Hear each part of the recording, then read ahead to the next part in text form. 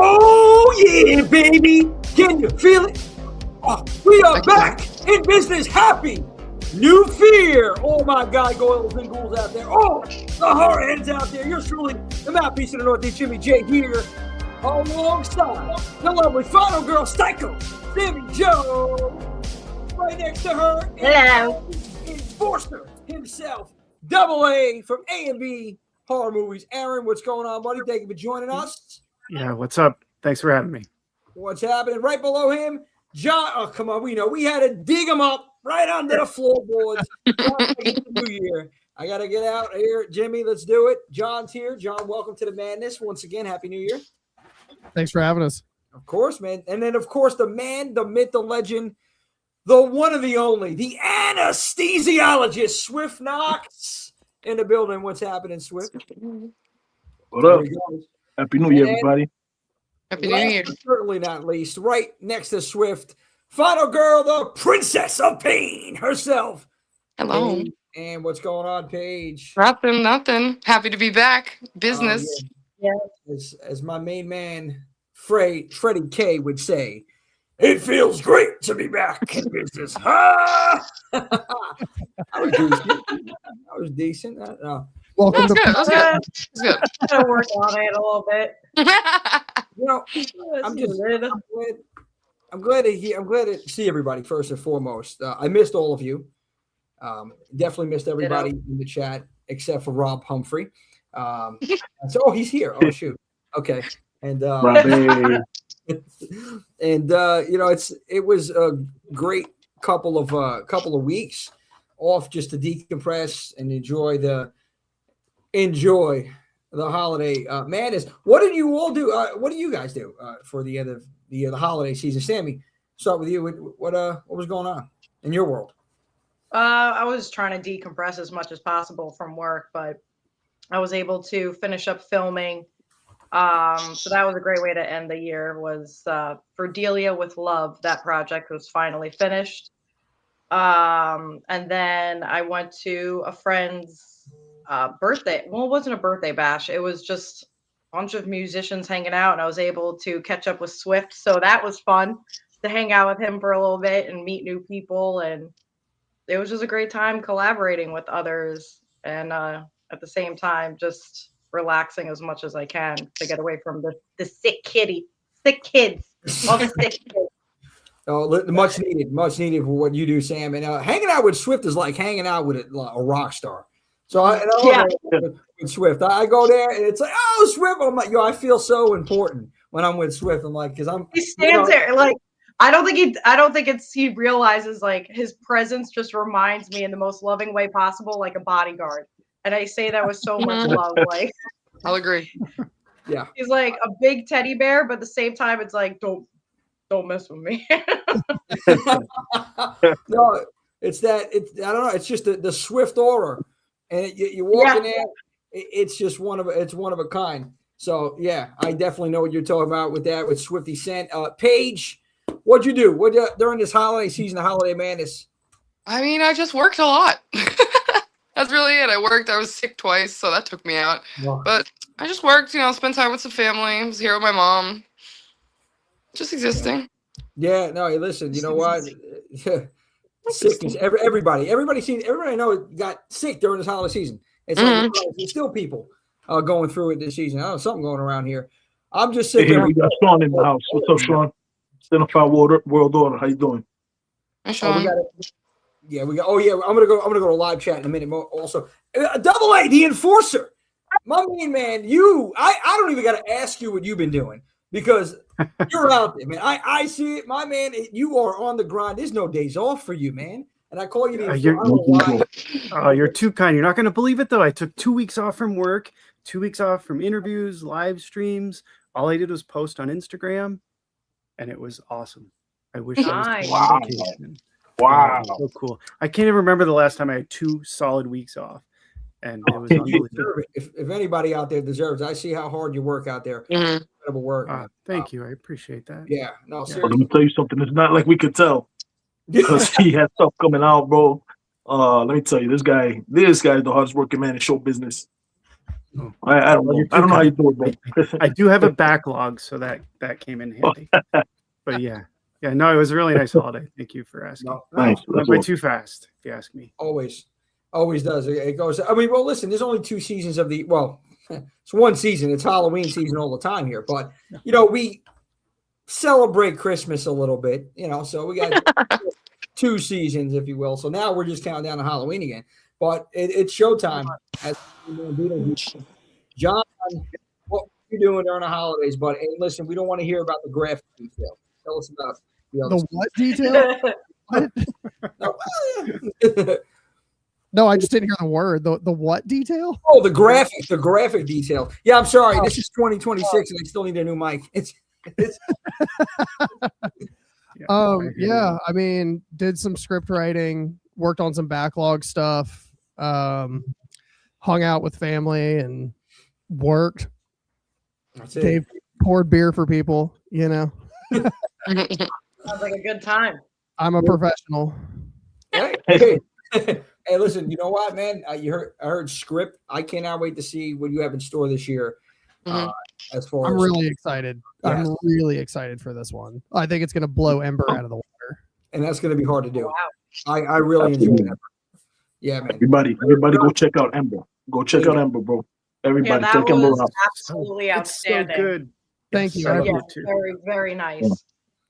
I can't get over it. When honestly, and I just to say this before we get to the chat, John, when you had told everybody about the short film, my expectations was low. Like the bar was low because I've had people reach out to me. I mean, you can imagine, hey, check this out. And look, I am not the one to judge anything. I'll give you my honest opinion, though. And I told some constructive criticism to people. They didn't like it, and they told me where to go. But that's okay. Nonetheless, the bar was low. But man, dude, when I seen it, I was like blown away. Like really, it was so well done. Like John, I give you a lot of credit on that, man. So I can't really appreciate that. I mean, we made it. What I've kept telling people is like we made it for $600. And like, I've got a lot of issues with it, but I'm also really proud of it. So it just is what it is at the As end. long as you're proud of it. Yeah. Yeah. And you know what? I think that comes with It was anybody that creates something more often than not. We're our own worst critic. We want it to be a certain way, and we always think there's room for improvement. So that's a good thing that you feel that way. But man, I'm telling you, as a fan outside, incredible job. So I cannot wait to see, of course, what you got going on this year. And I want to see what everybody else has going on this year, 2026, in the chat. Oh, the one and the only. I see it right at the top of the list. I was waiting. Mama Swift. Mama Swift. Wow. Happy New Year. Happy Let's New Year. go. Let's go, man. We got Greg Brewer. Greg. How you doing, Greg? Something brewing in that chat. It's Greg Brewer. That's it. Mama Swift the most. Like nothing against you guys, but Yeah. No, it's your Mama Swift. Nemo. Nemo. We got Nemo What's in up, the house. girl? Happy New Year, Nemo. There we go. Happy New Okay, Year. we got Ember. We got Ember in the chat. Everybody go check out Ember. Rob Humphrey. Rob Humphrey. Oh, you know what? And this is exactly why I said what I said, Rob. It's nothing but love, man. But screw you. no, all jokes, man. All jokes aside, yeah. We are keeping everything the same here. There's no other resolution, but we're going to continue to have fun. That's it. And we're going to continue to be late. So that's we're running on Horror 365 time, on Jimmy J time here. So late check. I've been sitting here trying to figure out what Central Pacific time was, and then it clicked. Okay. All right. Mikey, I think Slasher Radio in the building. Slasher Radio, what's up? Hey. Hi. Slasher Radio. How you doing, Mike? Cinephile World Order, baby. How did we do this? You got the main man, Sean. I'm throwing some signs out here. I don't want to get shot down on live stream. Oh, Melissa, Simon. Hi, Melissa, Hi. how you doing? Happy 2026. Thanks for joining us. Ryder Band. Hey. Here. Hey, Welcome, man. Yay. Ryder Band. well, Welcome to if the Dan brought you here, party. you keep good company, so you're fine here.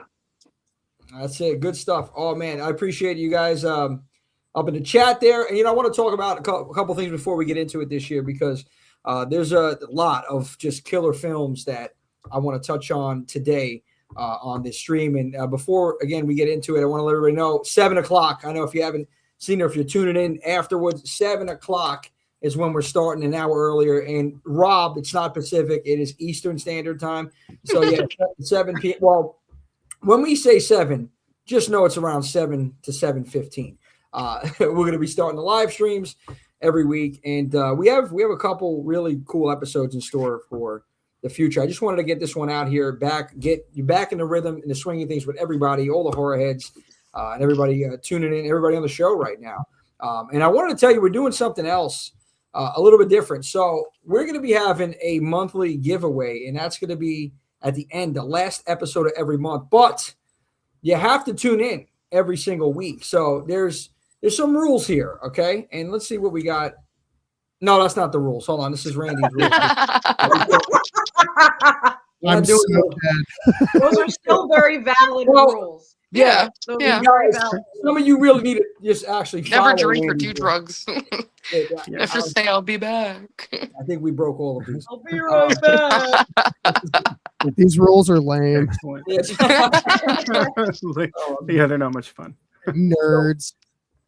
What we're going to do is at the end of every episode, we're going to give you a word or words, okay? And you got to remember those words. Write those words down. On the fan free-for-all, it's going to be the final word or words. And what you're going to have to do, boom, pop in the rules right here. You can tune in, again, every week, Horror 365 Live. At the end of the episode, we'll give you the keyword or words of the week. And the final keywords will be given on the fan free-for-all episode. After all words are gathered, email us, horrorheads365@gmail.com with your name and the key words and the word in at the end. Make sure to put in the subject line H365 raffle. The prize of the month will be unveiled on the fan free-for-all episode, and we will draw the winner live on our last episode of every month. So that's what we got going on. We wanted to spice things up and also give back a little bit. And it's absolutely free. So there's nothing. Well, I guess it's not free. You have to tune in, right? And you have to spend a little time, and your ears are going to bleed from time to time with me babbling. So you're making a sacrifice. But it's well worth it. Come on, look at us. Look at aside from me, look at this beautiful crew we have here today, man. And we're going to give you something special. We're gonna keep entertaining. So pretty. Oh my goodness. So yeah, we want to do something a little different for everybody this year tuning in. And of course, the next thing that we have going on here, I wanted to plug this real quick. Friday the 13th, and there's three of them this year. Unbelievable. So Friday the 13th, St. Valentine's Masquerade. I hate that word, but I love it at the same time. I agree. I think it's catchy. I think it's Masquerade. Masquerade, but the spelling, it just looks horrible. Hurts my brain. Yeah. Hurts my eyeballs. So I got this is- dyslexia. I can't.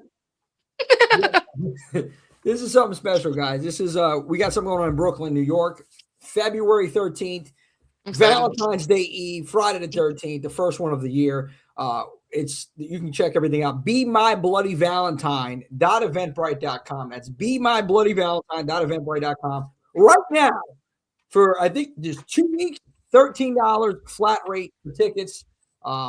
Before the end of the month, I don't know the exact date. You can check out the website. I don't even remember the date exactly, but I think it's a 2-week mark. It might be the 25th. Tickets are going to be $20 online, $25 at the door. Listen, this is something that you're going to have a lot of fun with. And we're doing things I don't think anybody's really ever done here. Not the raffles. Everybody that does raffles, we got that rolling all night long. Killer Couples cosplay competition. But, Josh himself, Horror Daddy 85, is going to be in costume as Jason, taking pictures from 9 p.m. to 1 a.m.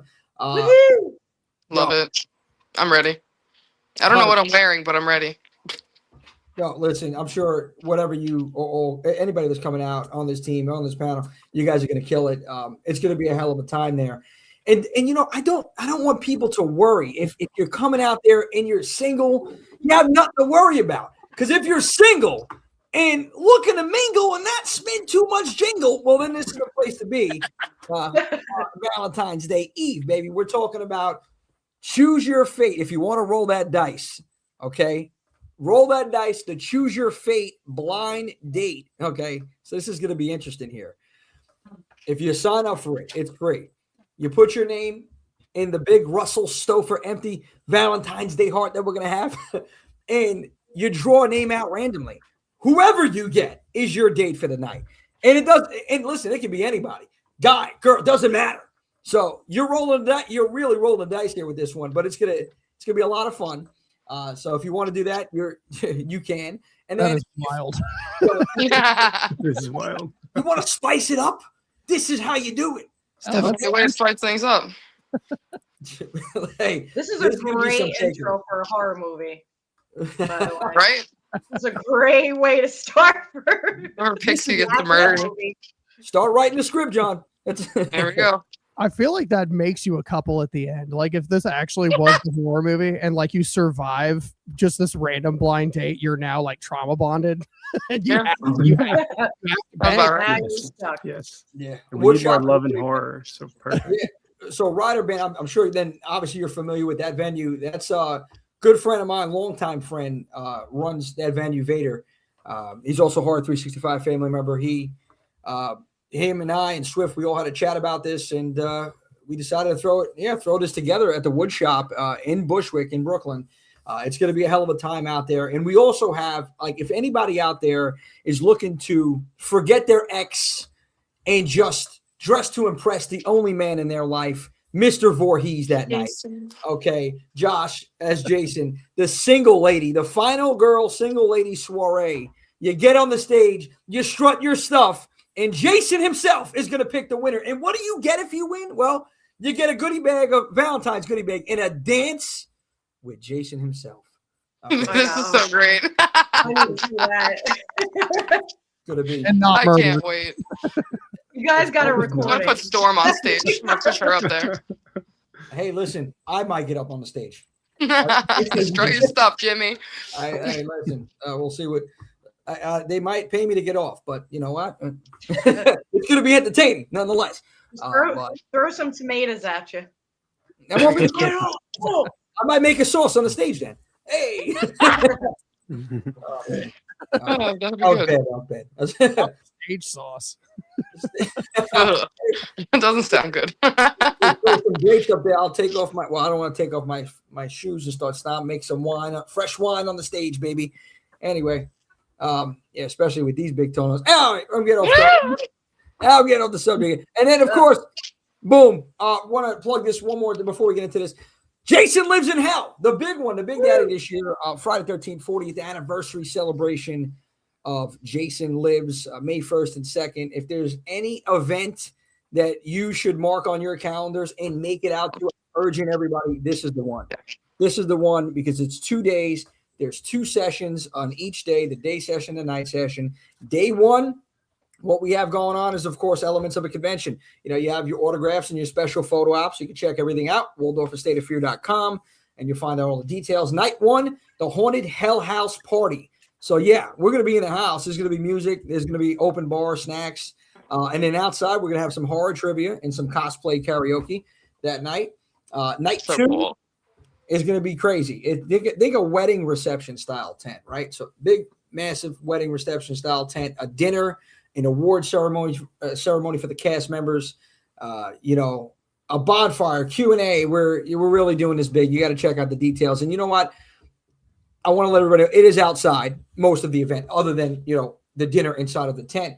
So I don't want to jinx it. It might be a little bit of rain, inclement weather, but I mean, what's a Friday the 13th event without a little bit of that? But nonetheless, even if it does, I'm telling you, it's going to be a hell of a time. Like Universal Horror Nights, right? Without the budget, but actors roaming around, vendors there, and there's live entertainment, by the way. So your GA ticket gets you free live entertainment both days during the day session from 12 to 5. Bands, probably some comedy thrown in the mix, content creators potentially doing live shows. So it's gonna be a lot of fun out there. This is something I urge everybody to just check out. Any questions, reach out to us, horrorheads365@gmail.com, and I will be happy to answer them. There's a ton of vendor spots open. There's partnership packages, all that good stuff. So any questions, again, reach out. But now I want to talk about what we got going on this year, 2026. We're giving them fits, baby. Let's talk about some of the big films this year, guys. And anybody can just take the floor here. What are you all looking forward to most as far as films go this year? Don't all jump at once. So I'll just jump on it then. For me, I am so excited for Clayface. I am a huge comic book nerd. And when I found out Mike Flanagan was the one doing this and like watching some interviews with him talk about how he feels and what he's read and what he's watched, like growing up in a similar way that I did, and knowing that like this is such a dark character and comes from like such a like pit of pain concept, I'm so intrigued as to what he's going to do with it. And I think it's going to be one of the best films this year by like leaps and bounds. I have a lot of faith in this film. I probably won't even watch the trailer for this one because I just want to go in blind for this one. Yeah. I think that's like the general thing now. Like, honestly, John, with trailers, I think it's best to do that. Like, I mean, as much as I want to see what I always go in blind. I also like, I don't want them to give away too much. And I just, you know, you got to watch it blind. If I think I'm going to hate it, I always watch the trailer. Like I try to look for something like a redeeming quality in the trailer if I think that the movie's going to suck. And like more often than not, you figure out pretty quickly whether or not you're going to like it or not. Mm-hmm. Yeah, no, it's true. I mean, hey, listen, that's smart too, because you know, you just look at the name. I mean, that's another thing. How would you know, like, if you don't like it or not? Like, I guess you read up, read the plot, you know. I mean, how do you know if you're gonna like it or not, though? How do you go in blind? See every single one of them. It's fine. Trailers are always misleading too. I feel like they are. Sometimes I watch them when I'm like on Netflix, Tubi, any of those streaming services, and sometimes the trailers actually look like captivating and it grabs your attention, and then you watch it and you're like, I just wasted 2 hours of my life. Yes. Well, the worst thing is when a trailer presents a movie as one thing, and then you watch the movie and it's completely different. Like presenting it as a slasher, but it's a drama, you know. That's the worst. Then you feel duped and you end up hating the movie. It's true. And a lot of times the directors it's out of their hands, like the marketing department. Yeah. They do that. The director might get a little bit of input, but it's out of their hands ultimately in some cases, many cases. Which is ridiculous, because shouldn't the director have the most say about how it should be marketed? You would think, yes. I was interviewing someone recently and they were talking about that and I can't remember who it was. But anyway. No, I mean, look, trailers give away too much nowadays. Swift, you were talking about this a while back. I mean, I think one of the movies we were discussing last year was Companion. You know, that was something that, why? Like, you know, that twist, like you gave it away. Like, it didn't make any sense. So, like, it's hard. It's hard because I feel like some movies I want to see the trailer because I want to know what I'm going to be watching if I'm wasting an hour and a half or 2 hours of my time. And I've done that plenty of times. I think we all have. But then I also don't want it to, like, pretty much to tell the whole film. So there's other ones I've noticed too on Tubi and Amazon where it's not even like a trailer. They just it'll say trailer, but it's a clip from the movie, and you still have no idea what the premise of the entire movie is. Yes, yeah. I don't know how that happens or how that's accepted at all. I find it very confusing and misleading. I just don't get it. These days. Yeah. Or it's like a completely out of context shot, and I was like, I don't know what the fuck y'all are even. So we got literally Scream 7, Return to Silent Hill. I'm excited for that one too. Yeah, okay, for sure. An Evil Dead Burn. Scary movie. Scary movie. There's some great movies coming out in January. I'm psyched for Primate. I'm going to see it tomorrow night. Yeah, some of you may have seen it already. Swift, maybe. Primate. Yeah, I'm excited for this. Swift, you fall asleep during it? I love you. I was up. I was completely up. And the movie was a blast. I had such a good time with it. It was a lot of fun. It looks like a blast. Yeah, Primate. It's this Friday. I think it gets released. We were talking about it. Yeah, well, tomorrow night. Yeah, I've got tickets for tomorrow night. Now, when I first saw the trailer, I thought this looks so dumb. I'll never watch it. But then the buzz around it, like I heard that the screenings of it were just off the charts. Like the audiences were so into it and had so much fun. And now I can't wait. It looks like it's going to be a fun one. Yeah, it's a family pet, right? Just loses it, turns violent. Terrifying. It's terrifying. This is for You're me. not supposed to own fucking jungle creatures. Like, I mean, this is true. This whole There you go. The elephant in the room. yeah, this whole fucking movie. I'm sure some of you remember this growing up or like seeing it on the news throughout time. I know when I was growing up, you saw these stories about people who somehow bought a fucking monkey and it mauled their Chimpanzee children. lady. Yeah, I'm like, what the fuck is wrong? It's like the people that own ocelots. Like that is a feral fucking Oh creature God. that you have to serve raw steaks and chain up in a fucking room. Why is that a house pet? Yeah, it shouldn't be. No, There's just some things we just shouldn't have. You think about it. Again, this goes back to the point. Why wild animals, lions, people with tigers or lion, like Tiger why? King. Tiger- Remember Tiger King? At any given moment, you're going That to was become food. entertaining. Like, So to that point, it's white people shit. Because like that unfortunately, it's Coming from someone that has like a few exotic animals myself, yeah, don't recommend it. It's like yeah. Sam, I love it, what about that killer cockroach you have over there, man? yeah, I Killer just cockroach. fed them. They're chilling. Yeah, They're- you know what, they're Sam? Honestly, I think you really need to see this film. This is going to be Right. something that you need to watch because I know you have exotic animals, like you said. So I think after this, you're not going to get any more. And you never know what happens if the No. Madagascar cockroach just evolves and just starts coming at you. just mauls You start Well, mauling. cockroaches, they're cheap. I'm not going to stop with those. Those things are easy pets and stuff. But when it comes to the sugar gliders and chinchillas and blue tongue skink, I'm done. I tap out. No more. Yeah, I've heard horror stories about chinchillas, dude. Those motherfuckers are wild. Really? Oh yeah, my fiance used to work at a pet store like way back in the day, and apparently that was like the worst thing to handle was fucking chinchillas because they would just well, much like sugar gliders, the way that they defend themselves is they go for the soft spot, so they're like going for your fucking eyes. Oh, Indeed. great. That's nice. Oh, Yeah. dude, they're fucking crazy creatures. Fuck. So, Luckily, that hasn't happened to me yet. Okay. Get a dog, get a cat, get a cat if Can you we don't. keep want it to simple? Cockroach. Can we keep it simple in 2026? Thank you, John. Cats, dogs, Dog and goldfish. cat. Like, Oh, axolotls.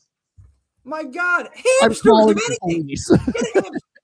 Get a Okay. hamster, yeah. I mean, Brooklyn gives you free mice in every home. It's not. I mean, come on.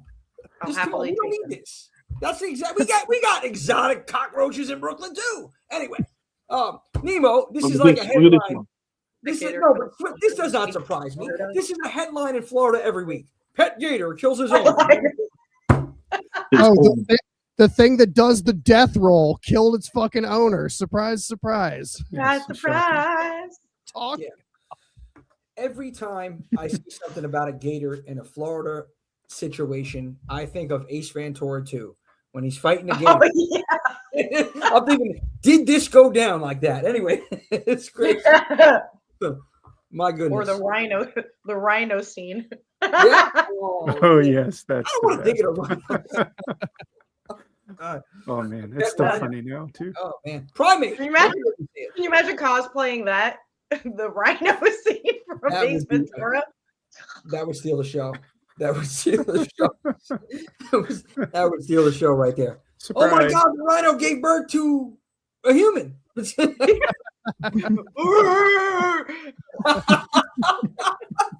Oh my God. Unbelievable. So, with that being said, please make sure you watch Primate and don't get any crazy ideas to get any exotic pets. So, Paige, what movies are on the horizon for you this year? Paige, I think your mic is muted. Paige, we can't hear you. Nope. No. She said shit. There we go. We can read your lips though. Well, okay, take your time. We'll get back to you, Paige. All right, so we have Primate. Sammy, Yeah. she's coming back in. Sammy, what movie are you looking forward to this year?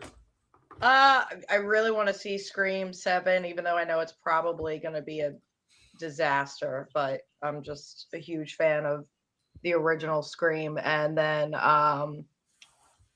Scary Movie, of course. I mean, growing up off of those movies are just, you cannot deny how hilarious those films are. And I feel like we need that. We need a laugh. We need a good laugh, all of us. For sure. And I think Paige is back in the studio here. Let's get her in here. Oh, Paige. Do you hear me? Yes, we hear you clearly. Perfect. Somebody called me, so they fucked up all my audio shit. That pisses me off. I'm like, why are you calling me? Yeah, no, I hate that.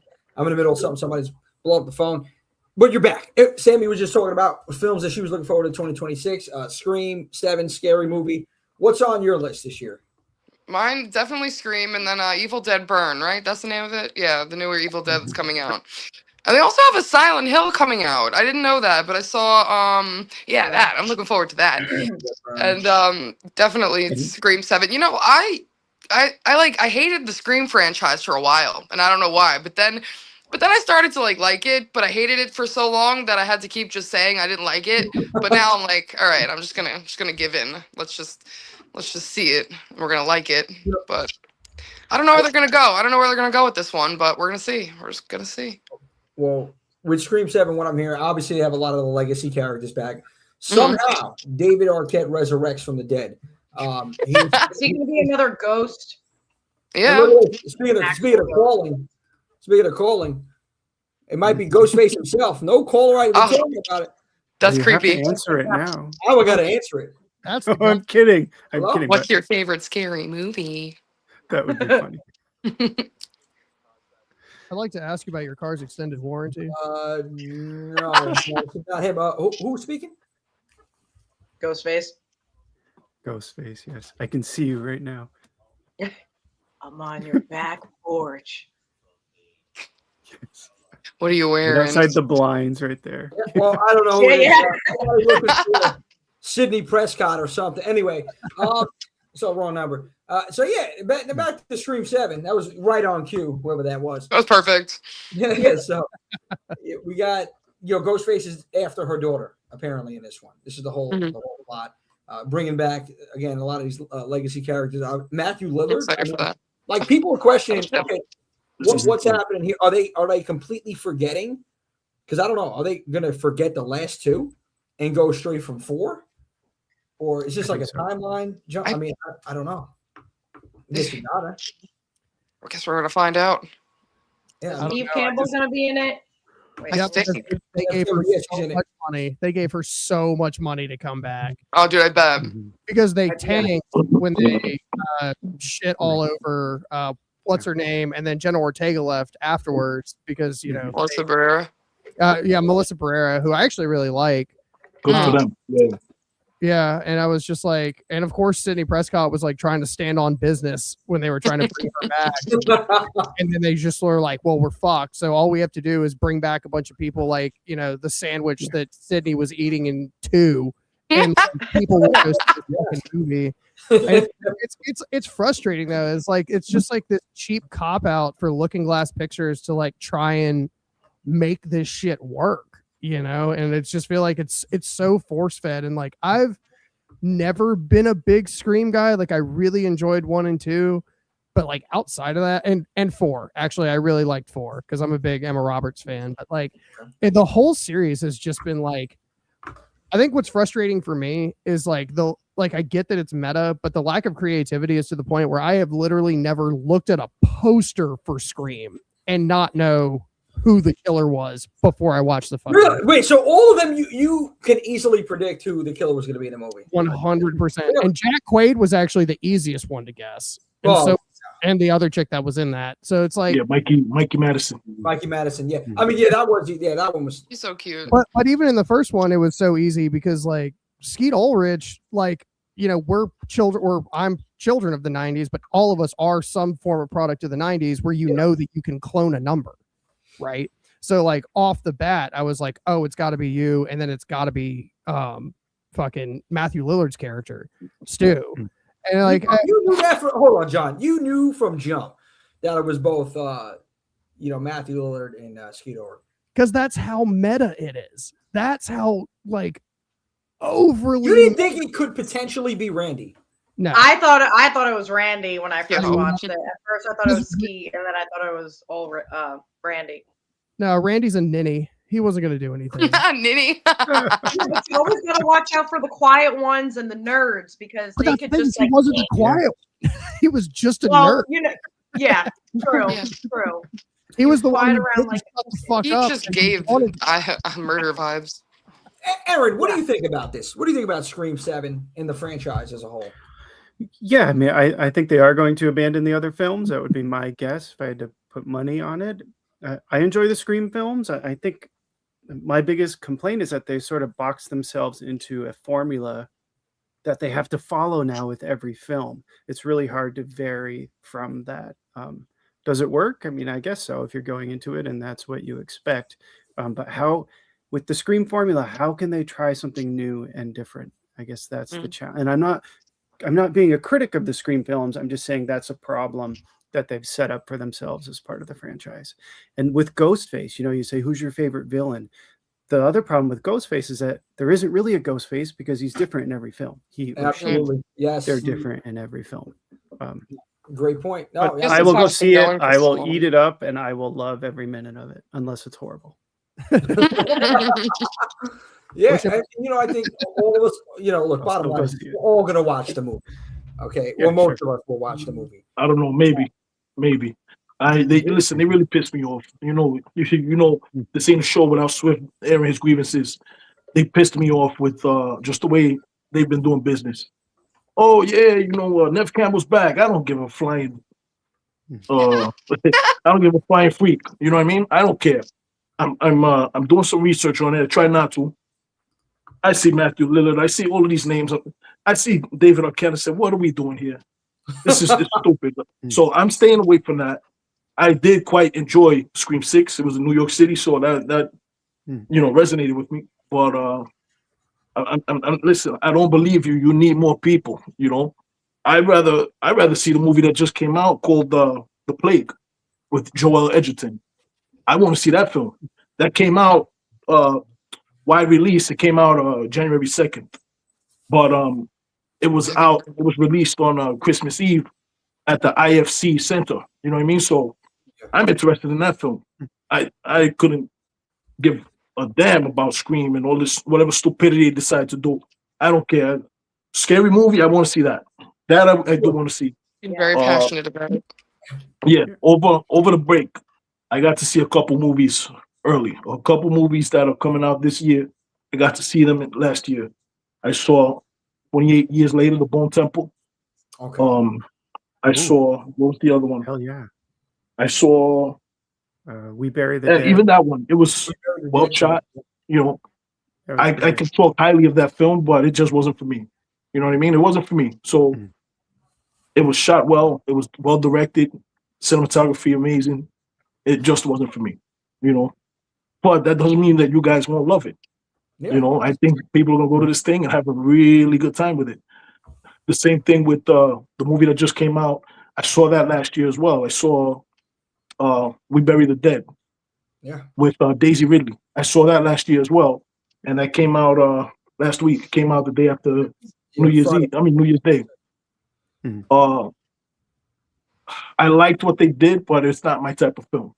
So I think a lot of people, these things are going to, be polarizing.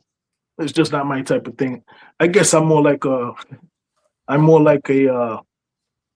simple-minded dude. You know what I mean? No, it's not even that, Swift. I don't know. I like balls to the walls horror. You know what I mean? I do appreciate thinking and the psychological aspect. I do appreciate that. The writing forces you to appreciate that. So this year I'm not really going. I was so disappointed last year with all of these big budget films from the big studios. So I'm gonna be airing more on the side of John and Aaron, this year. That's what it looks like I'm gonna be doing. I'm gonna be checking out more of the independent stuff and smaller stuff where the creative voice is being heard. You know what I mean? Yeah. And not because the rich people who put their money in here wants you to do this, and this, and shoehorn this stupid shit in here. You know what I mean? So yeah. Hey, Swift, you're not wrong, man. I think you froze a little bit. Mic drop. That was perfect. Yeah, That was good. be. Oh, right there. No, but I'm out. Yeah. Because when There's a hell of a lot of titles coming out, but I'm gonna be more towards the indie stuff. indie stuff. Again, to your Promote point, indie horror. creative, just the creative freedom that they have, and Mhm. there's certain directions. I feel like with the major franchises, like there's a lot of people involved, a lot of different say in those, and it's also like for me with Scream, it's like how much, Aaron, to your point, like how much can you do? How can you make it different? I mean, look, we want to see original and I think this year we're getting like just an influx of original horror films. Of course, we're also getting new installments for major franchises, and sequels, prequels, all that good stuff, man. But Scream to close that up. I don't know what they're gonna do with it. I don't know how they're gonna incorporate Dave and Matthew Lillard. Just announcing that already tells me that okay, he's not dead. What are we doing? Like, what are we doing here? Exactly. Slap in the face. Cash grab. That's what I mean. Yeah. That's what it all comes down to is money. Yeah. Like if you have enough money, they're just gonna keep passing them out like candy, like year after year after year, just keep the franchise alive. I get it, like from again to keep the franchise alive. Sorry, Slasher Radio. Mikey's like all this negative Scream talk is making me twitch. Yeah, bro. Like they reward you. They reward you for investing in the continuity, and then they just shit all over you.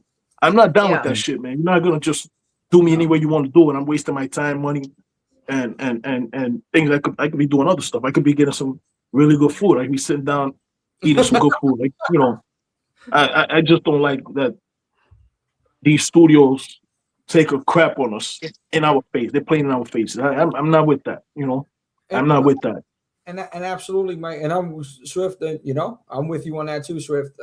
Mikey says bringing back the legacy characters for Scream 7 is nothing more than please stop being mad at us and see our movie. Boom. Yeah, 100%.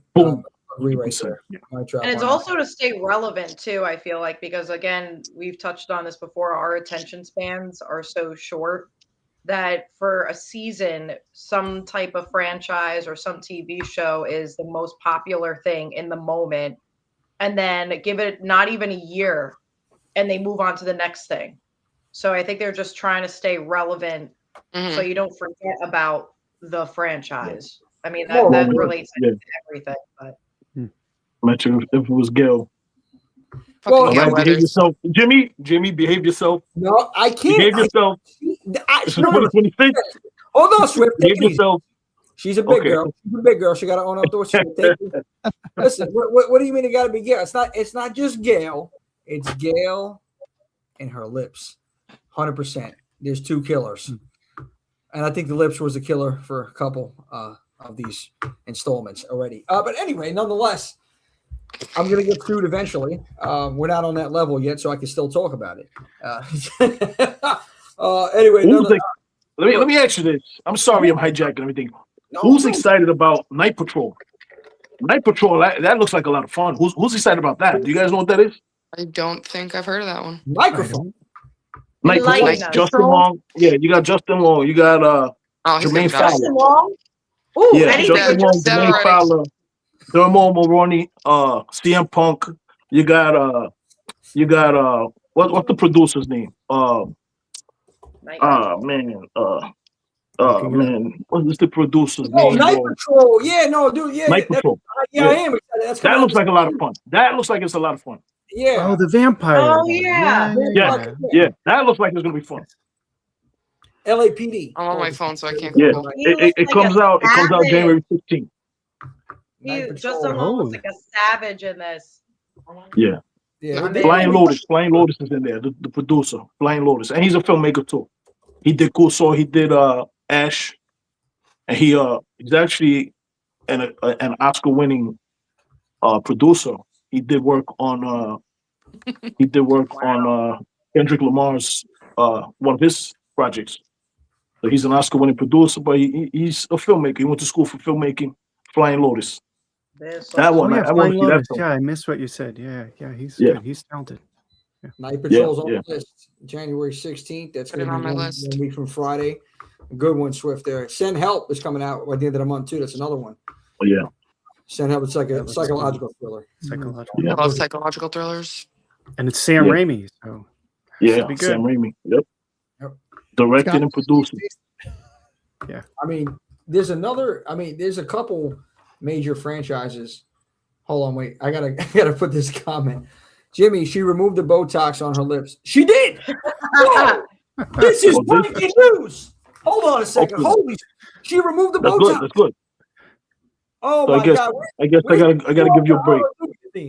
Hallelujah! Holy shit, man! Finally, maybe somebody had said something. Yeah. It didn't look good. Maybe she watched the Substance. Maybe that's what it was. Maybe she just watched The Substance. Demi Moore did an incredible job in that movie, by the way. But Yes. One of my top 3 of last year was The Substance. Sinner, Substance, those two. And you know what? I gotta say, Until Dawn, that was another good one of last year. And I don't know, people. That was good. I enjoyed that film, and I think we're getting. And that's a video game. I never played the game, but it actually had me wanting to play the game. And I know there's a couple this year. A couple of those, couple movies that are coming out like based on video games. I think Resident Evil is one of them this year, later on this year as well. What else was there? There was Silent Hill. Return to Silent Hill. Yeah. Although it looks like it's all AI, like a cartoon. I saw the trailer and I was a little that? disappointed in what I was looking Doesn't at. look like real actors. No, it doesn't. Oh boy. But I don't know. Yeah. I'm not looking forward to that. No. I mean, I'm gonna watch it for sure because I want to have more of like a subjective, broad appreciation for like the horror community and the arts and stuff. But the AI stuff just freaks me out when it completely takes over and replaces so many people that work really hard to get to where they're at. And it's not even just the actors; it's everybody behind the scenes that are creating hard work and all their efforts and time. And it's like replaced by AI. It's like you're just talking to it and it's like, oh, this is exactly what I was looking for. Let me just make a film. Replace everybody. 100%. I'm not a fan of AI. No AI movies. I'm with you on that one. Rob Humphrey, video game movies are always I'm not a fan of video game movies, but Until Dawn, actually, I thought it was pretty good. It was fun. It was a fun watch. So I like the first one. Yeah, it was fun. It was fun. Melissa Barrera's in the news. Yeah, I seen that. The Copenhagen test. Melissa Barrera. Ooh, 100%. that sounds good. Do any of you guys know about this new film coming out from Dark Sky Films called Duba Duba? I just saw that. Is that on anybody's radar? I've never heard of it. Never heard of it. Yeah, that's coming out. That's coming out January 23rd. Duba Duba. Coming out the same day as Return to Silent Hill. You know, there's one I seen. I want to talk about this one. It's coming out in February. Whistle. just a tagline, and it was funny. But Whistle, the Nun director, I think the person that directed the Nun is behind this. And it says it's a cursed object. You know, obviously a whistle. High school teens dealing with a deadly curse. An Aztec death whistle. Like I don't know. I'm interested in what they do with this. Intriguing. Yeah, I just want to see what the hell they do with this one. That's February 6th. And then there's another one in February. This is not a test. Has anybody seen that? That looks like it looks fun. Yeah. This is not a test. It looks like a balls to wall kick ass. Zombie apocalypse, high school. Yeah. Good one. Olivia Holt in there from Hard Eyes. Olivia Holt, yep. From Hard Eyes. I always get excited about watching new zombie movies because I wonder what kind of zombies are they? Are they like Shaun of the Dead zombies? Are they 28 Days Later zombies? Are they Z zombies? I don't know. Can they run? Yeah. Are they zombies or infected? Train to Busan zombies? I mean, that movie was. Oh, I love that movie. No. Yeah. Movie slaps harder than your mom. Nobody warned you about the tissues. You need tissues for that movie. Yeah, you do. The ending broke my whole heart into like 85 pieces. It was a freaking tearjerker, man. So worth it every time. Yeah. He's like every time. Sometimes I just need to fucking feel something, and I just put on Train to Busan. Yeah, yo, dude, I don't know. That's I John's mean- therapy session. John's therapy session is created with But I want to feel something. That's definitely my top 3 zombie movie in my top 3 for sure.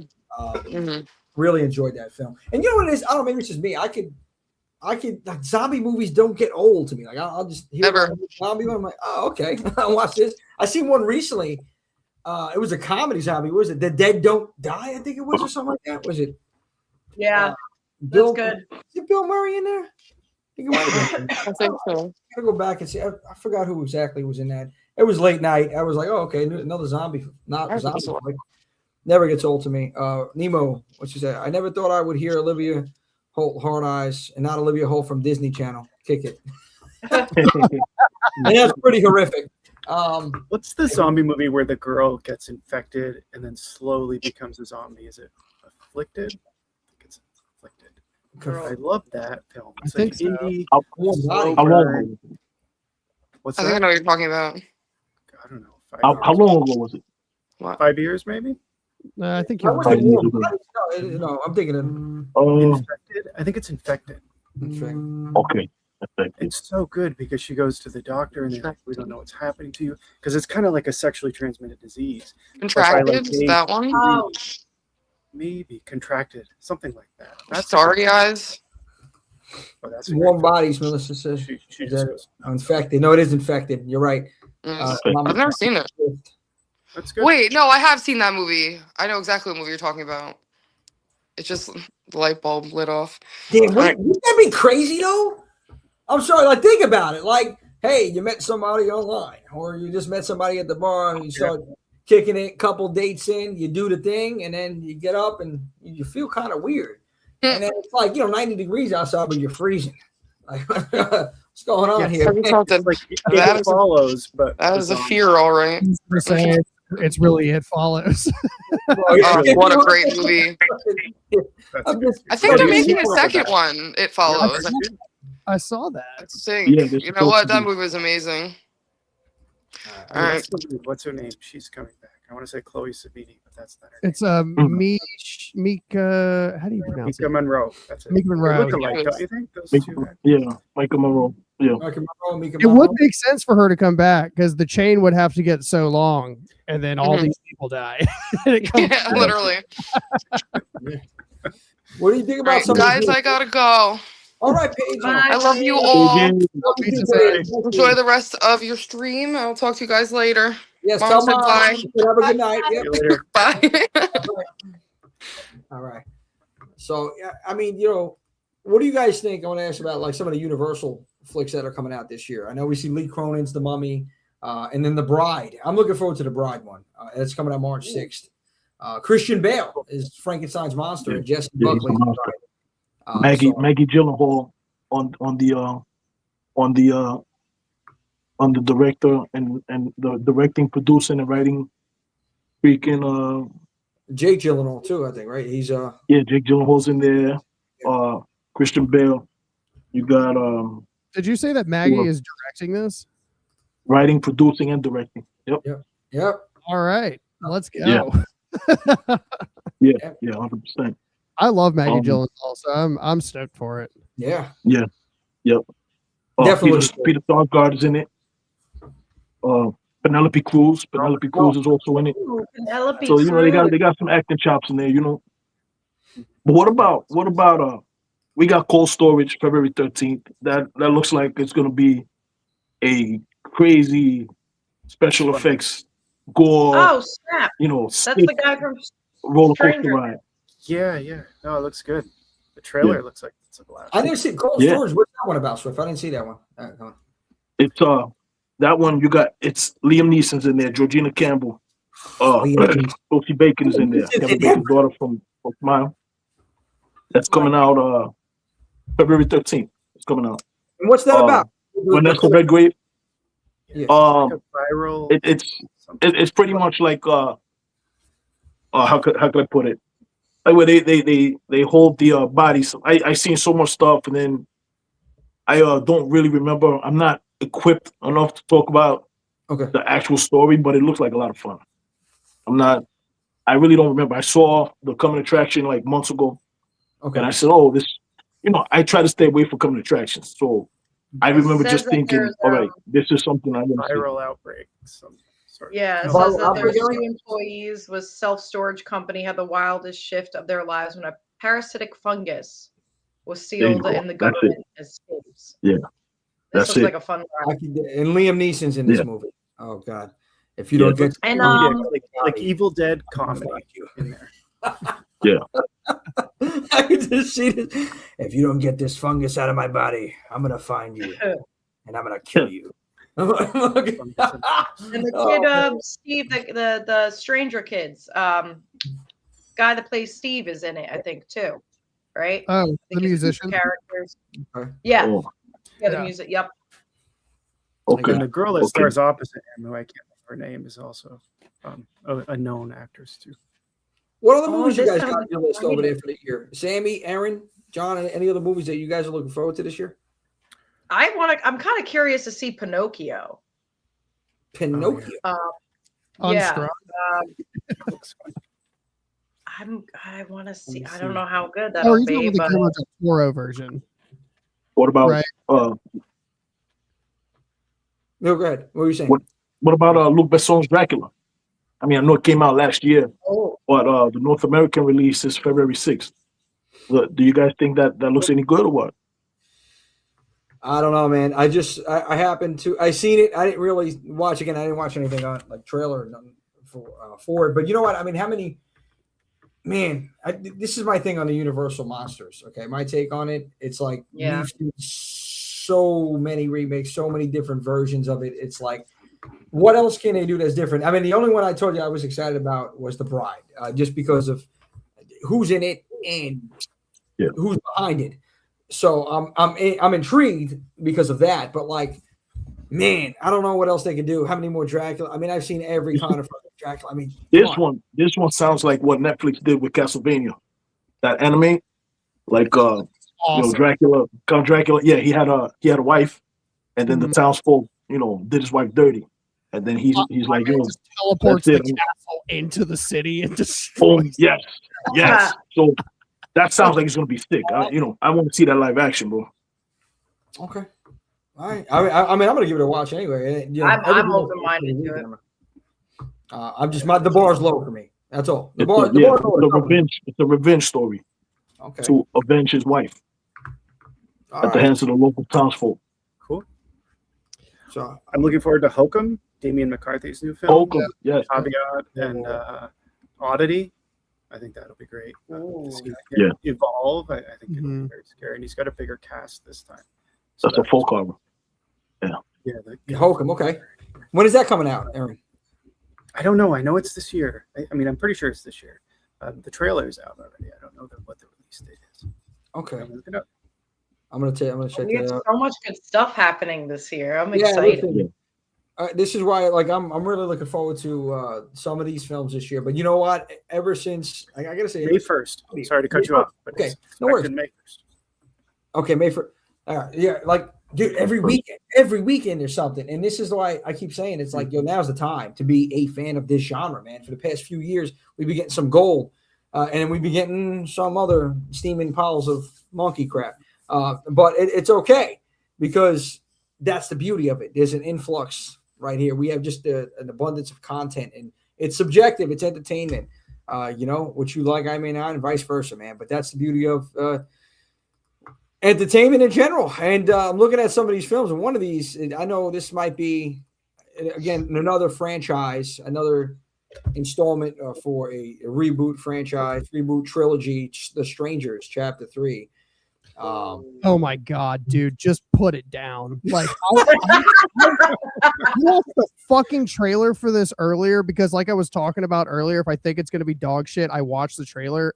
What in actual fuck are these people doing with these?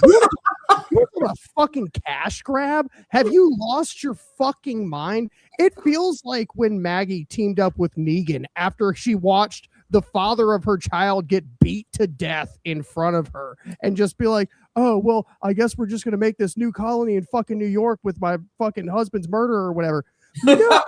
No. Like, what in the fuck are, like, Madeline Pet, like, Madam Pet- Pet, yeah. Yeah, like you want to talk about a fucking cash grab into a dark comedy is fucking insulting for what The Strangers itself started as. And now we're backtracking because we can't do Pray at Night again, right? Which was great. I loved Pray at Night. I thought it was fucking great.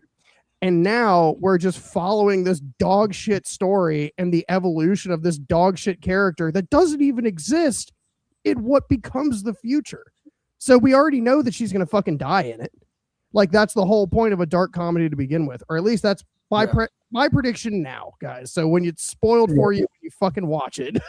Like, sorry, I was visibly angry when I was sitting on my toilet watching this fucking trailer. Oh my God. Well, hey, you know what? A lot of great ideas come from the throne, but not this film.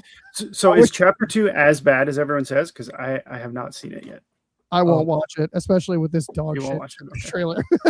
Chapter 2 is better than chapter 1, and that is not saying anything. The bottom line is, I don't understand why the hell they did this. I don't. I mean, because like at least if you're gonna do something, hey, maybe see if you can pick it up from Pray at Night. I mean, there's one person left. He's still alive. He's in the hospital. Maybe I don't know. Pick it up from there.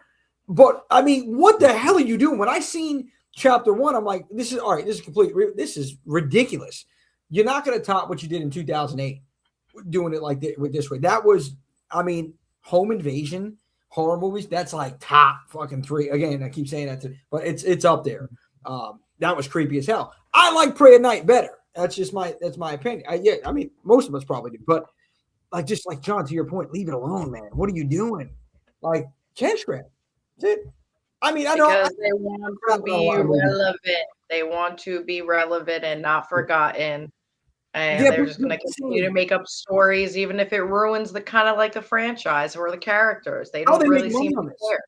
I'll tell you how they make money on it, and it's gross. It's because what they're doing is fetishizing the main female lead and making her a sex object and this dark romantic idea instead of the character that they could have actually built, this survival idea. Yeah. And now she's just this broken hot chick. And it's just like, dude, that's so gross and weird for you guys to do. Like, it's weird. Yeah. Yeah. No, I mean, I'm actually looking forward more to Scream 7 than Strangers Pray at Night. Bar is low. See, I mean, yeah. But you know what? It's I hate to say it because I know there's a lot of people out there, and if you are enjoying this and if you're looking forward to it, I'm not going to knock you. This is just my opinion of it. And there's a lot of sequels or major franchises having installments this year. We talked about 2 of them, and then of course Evil Dead Burn. I don't know if Scream 7 or Evil Dead will be good. I do know that Strangers Chapter 3 is not.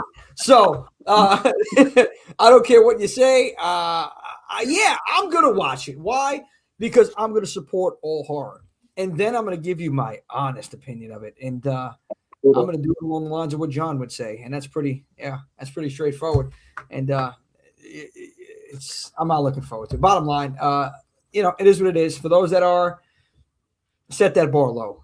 Strangers Chapter 3 coming out very soon. I think forgot the date on it, but I think it's beginning of March, I believe. March 6th. No, that's February 6th. It's February. Oh, okay. Yeah, I think they're checking that one out. Yeah. It's a Valentine movie, if that seals anything for you. Oh. Well, you know what, John? It broke my heart. I didn't even watch it yet. That's anyway. What's interesting about those things? The original plan for those movies were for all 3 to come out within 1 calendar year. And the thing when you shoot all the chapters of the film at one time. Yeah. They had a lot of reshoots. They were trying to adjust, and now it's like dragged over for over 3 years or 4 years, something like that. And nobody cares. Nobody gives a rat's ass, So that's what they're going against. Who's going to want to go see that thing? It's coming out February 6th, and nobody even cares. Nobody even talked about it. Yeah. Yeah. Listen, if they would have done that, I think it would have, it still would have been trash, the movies that I've seen so far. but at least maybe it would have kept people, some people engaged to say, okay, well, the last chapter, let's see how they end this. You know, but I Psycho Killer, February 20th. Psycho Killer. Do that. Switch it up. Yes, that's on my list too. Yeah, that looks good. Psycho Killer, February 20th. Mama Swift mentioned that. Okay, she's in there. Going back to the Pinocchio thing I mentioned, that's apparently part of the Pooh universe. Oh, For Blood and Honey. So is Strangers, part of the Pooh unit, the other Pooh unit. Universe. The Pooh universe, and Robert Englund's supposed to be in it, and Richard Brake. So I mean, I'm excited to see that. I like Rob's in Pinocchio. Cool. Who directed it? Do you know? Rye, how do you say his name? Rise Waterfield, but he was the one that did Blood and Honey, Winnie the Pooh 2, Bambi, the Peter Pan. How do you say it? Where is it? Peter Pan's Neverland Nightmare. That was outstanding. So I mean, I'm excited to see this Pinocchio. I think it's gonna be. You got me with Robert Englund, so I'm gonna watch it. That's it for sure. Yeah. Pinocchio. He's a real boy that kills. Anyway. Yes, Scott Chambers directed the Peter Land. So Scott and Reese work closely together. I did get a chance to chat with Scott a couple years ago when the Pooh films were just coming out. So he's come a long way. Okay. No, yeah, definitely looking forward, like I said, to some of the some of these more obscure films that are coming out. Pinocchio, I didn't even know they were dropping that, but they're on this roll here, man. Winnie the Pooh, Blood and Honey, I seen that. It wasn't bad. Both parts, you know, was what it was. I didn't expect much from it, but it you know, it surpassed my expectations. So yeah. And we're supposed to get more Pooniverse films. Like they're going to do a Tigger spinoff.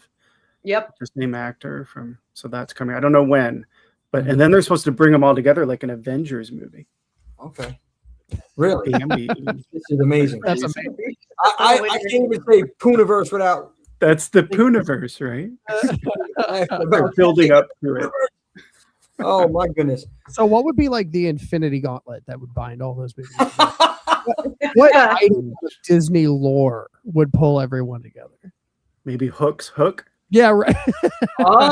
There it is. From Peter. Yeah, there you go. Whatever he's called. What's his name in Peter Pan?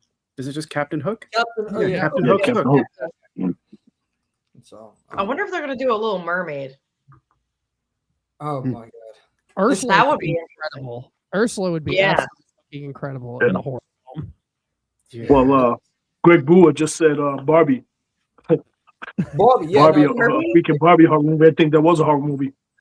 It's, oh my god. Well, that would be entertaining. We're getting another Scream boat too. If you guys like Killer Mickey Mouse. Oh yeah, super hype for that. I saw Steve Malort. How do you say Lamorte? Yeah.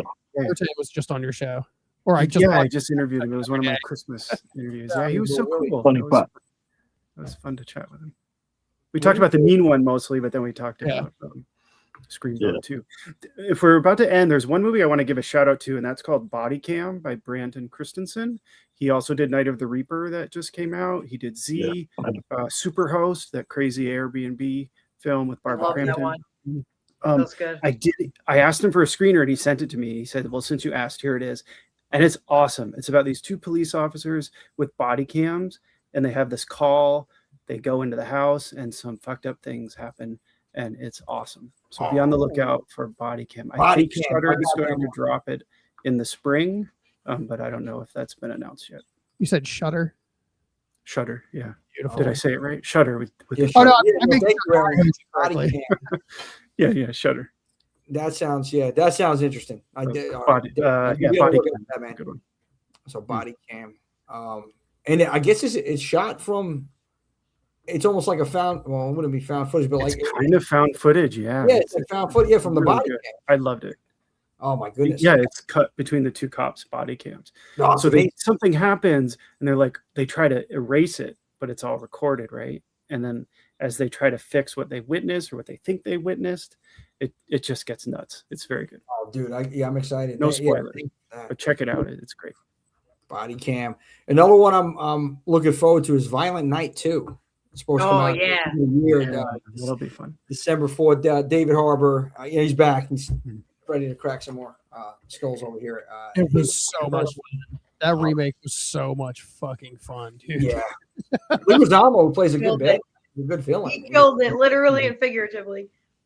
Yeah, it was funny as hell. It was like some real funny moments, man. Like and just how they put it all together and using all the Christmas terms and it was good. It was a good one, fun watch. So I can't wait to see what they do with the second one now.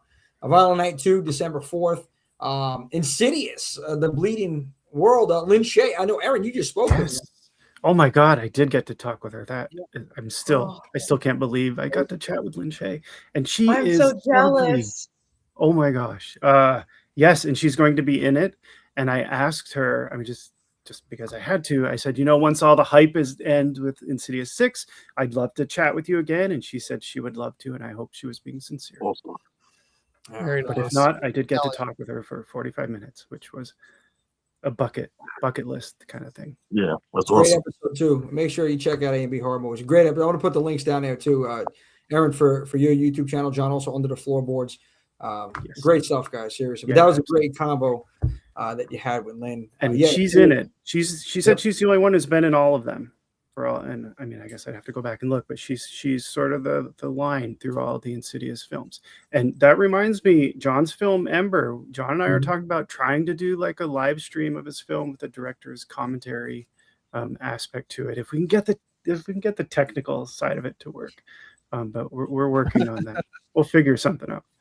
Yeah, that'd be a lot of fun. That'd be cool. Absolutely, definitely looking forward. Yeah, let me know, guys, if you got that in the works as well. You got that one. Keep me posted on that, please. We'd love to hear, John, your commentary on that. We all love to hear John's commentary. Yeah. I think I'm critical of other films. What did I do here? Oh man! Who the fuck lit this? Jesus Christ! All right. Okay, I guess the last one I want to talk about. Well, not the last film of the year that I want to talk about. Just the last one as far as like major franchise or installment. Evil Dead Burn. What do you guys think about this? Are you looking forward to this one? Is there something that you're expecting from this movie that we didn't maybe get from Evil Dead Rise? Any thoughts on this? Anybody? No. Okay, I'm great. just excited. No, I'm excited to see it. I'll jump on it. Swift was muted. Swift was saying something, but he's muted. Swift, you're muted. Wait, you're Swift muted. You're muted, Swift. You got to unmute it. Swift, unmute. That light bulb. Yeah, we got a lot of noise over here. I forgot to put it back on. Yeah, I'm not. I wasn't too happy with Evil Dead Rise. I wasn't too fond of it. It was a decent. I saw it at the movies once. I never rewatched it. I'm not really excited for the Evil Dead Burn. I'm not really excited for it. I just don't have it in me.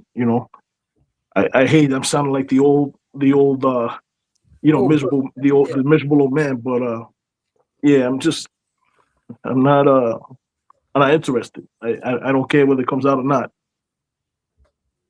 Well, I mean, John, you were saying, so I'll let John, you go, and then I'll give you my thoughts. What are you thinking, John, on this Evil Dead Burn?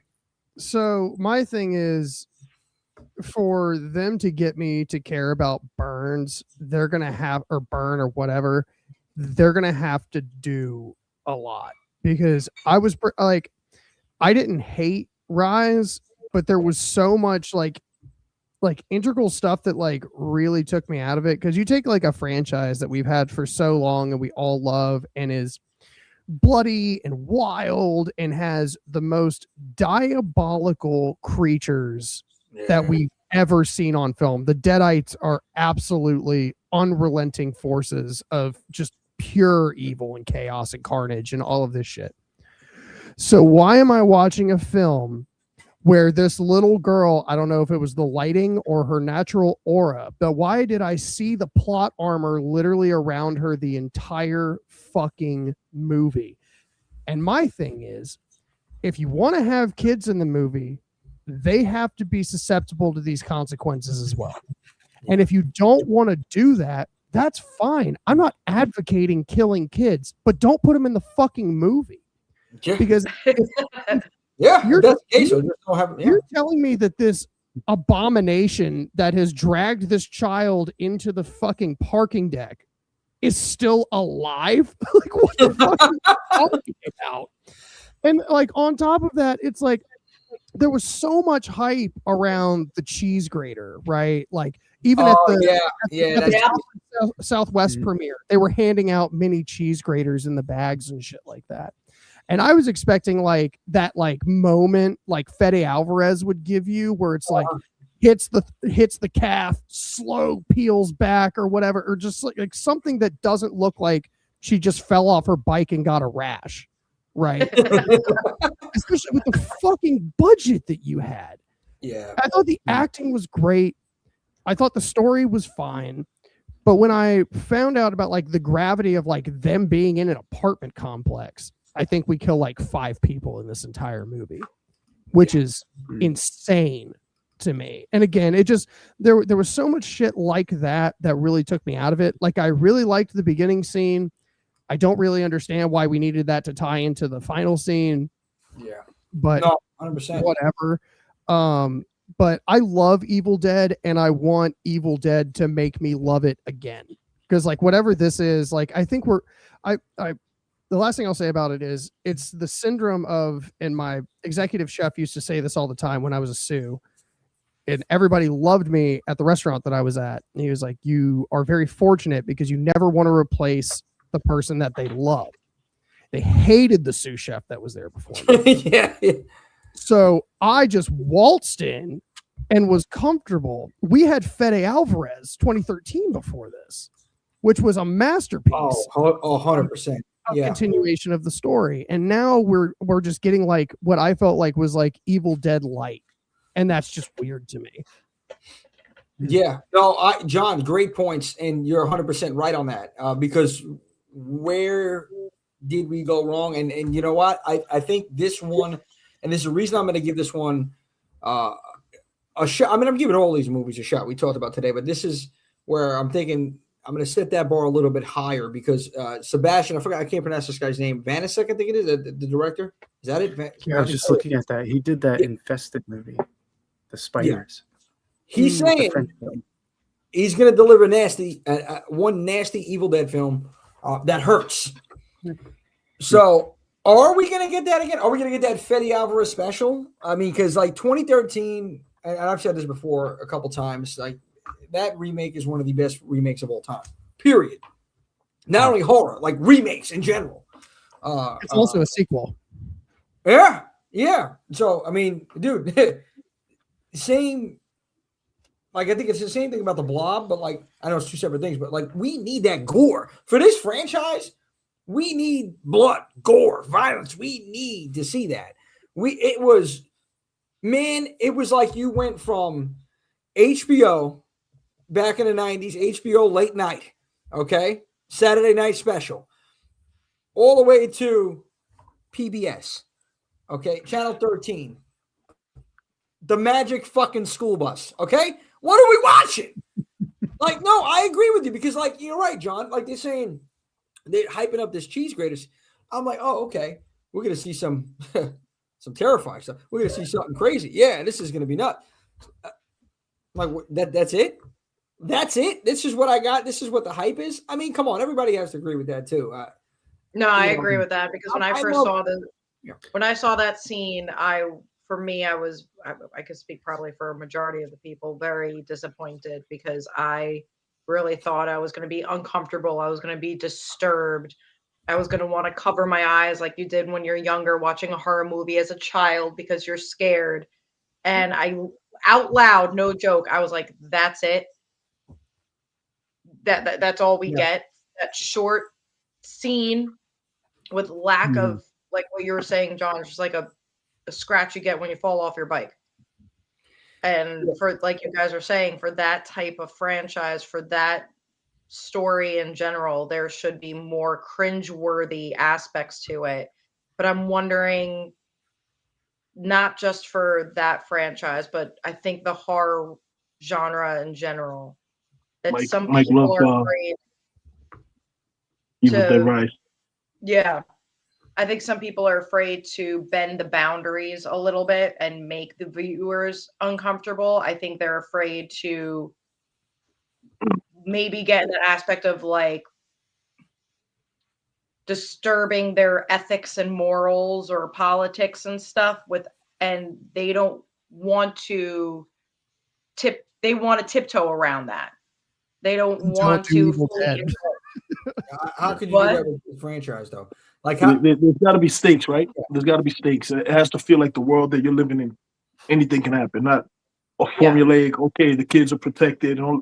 It's got to feel like stakes, and it's got to feel like, yo, listen, like much to John's point, he's like, these are some of the most diabolical creatures, and it's got to feel like the stakes. These are real stakes. These are real stakes, and you can't be like, oh yeah, well we know this is gonna. No, you have to. It has to gut you.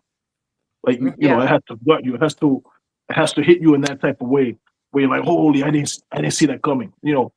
I know it's a possibility, but I didn't think it would go that way. And they completely, took me for a ride and it's kind of cool, like when there's stakes, people like, oh, we don't want to see kids get killed. I get it, animals, dogs, all this type of stuff, but it makes the stakes like we know this is all make believe. It makes the stakes mean something, It's a script. We know it's all make believe. Yeah, like, and this is the thing, okay, we've gotten soft as a society, and that's me just saying that. And it's my opinion. I listen to everybody else's opinion, and I accept it because it's it. But the bottom line is, I think because of that, and because like certain things, like things are frowned upon, but we're watching a movie and in the horror genre. Like, you're not watching to a rom-com. You know what you're doing here. Like okay, this is a horror film. So look at some stuff. So because what is this? Yeah, what do you mean, Rob? Jimmy's old man is showing. Okay. Anyway, the bottom line, what I'm saying is, you're walking into that. You're walking into something that's going to be graphic, something that's going to be. Yeah. There's a lot of protection, right? There's a lot of protections in life. So let us have in art. We don't want that safety net in art, like let us have that. There's a lot of protections in life, we want that freedom to express.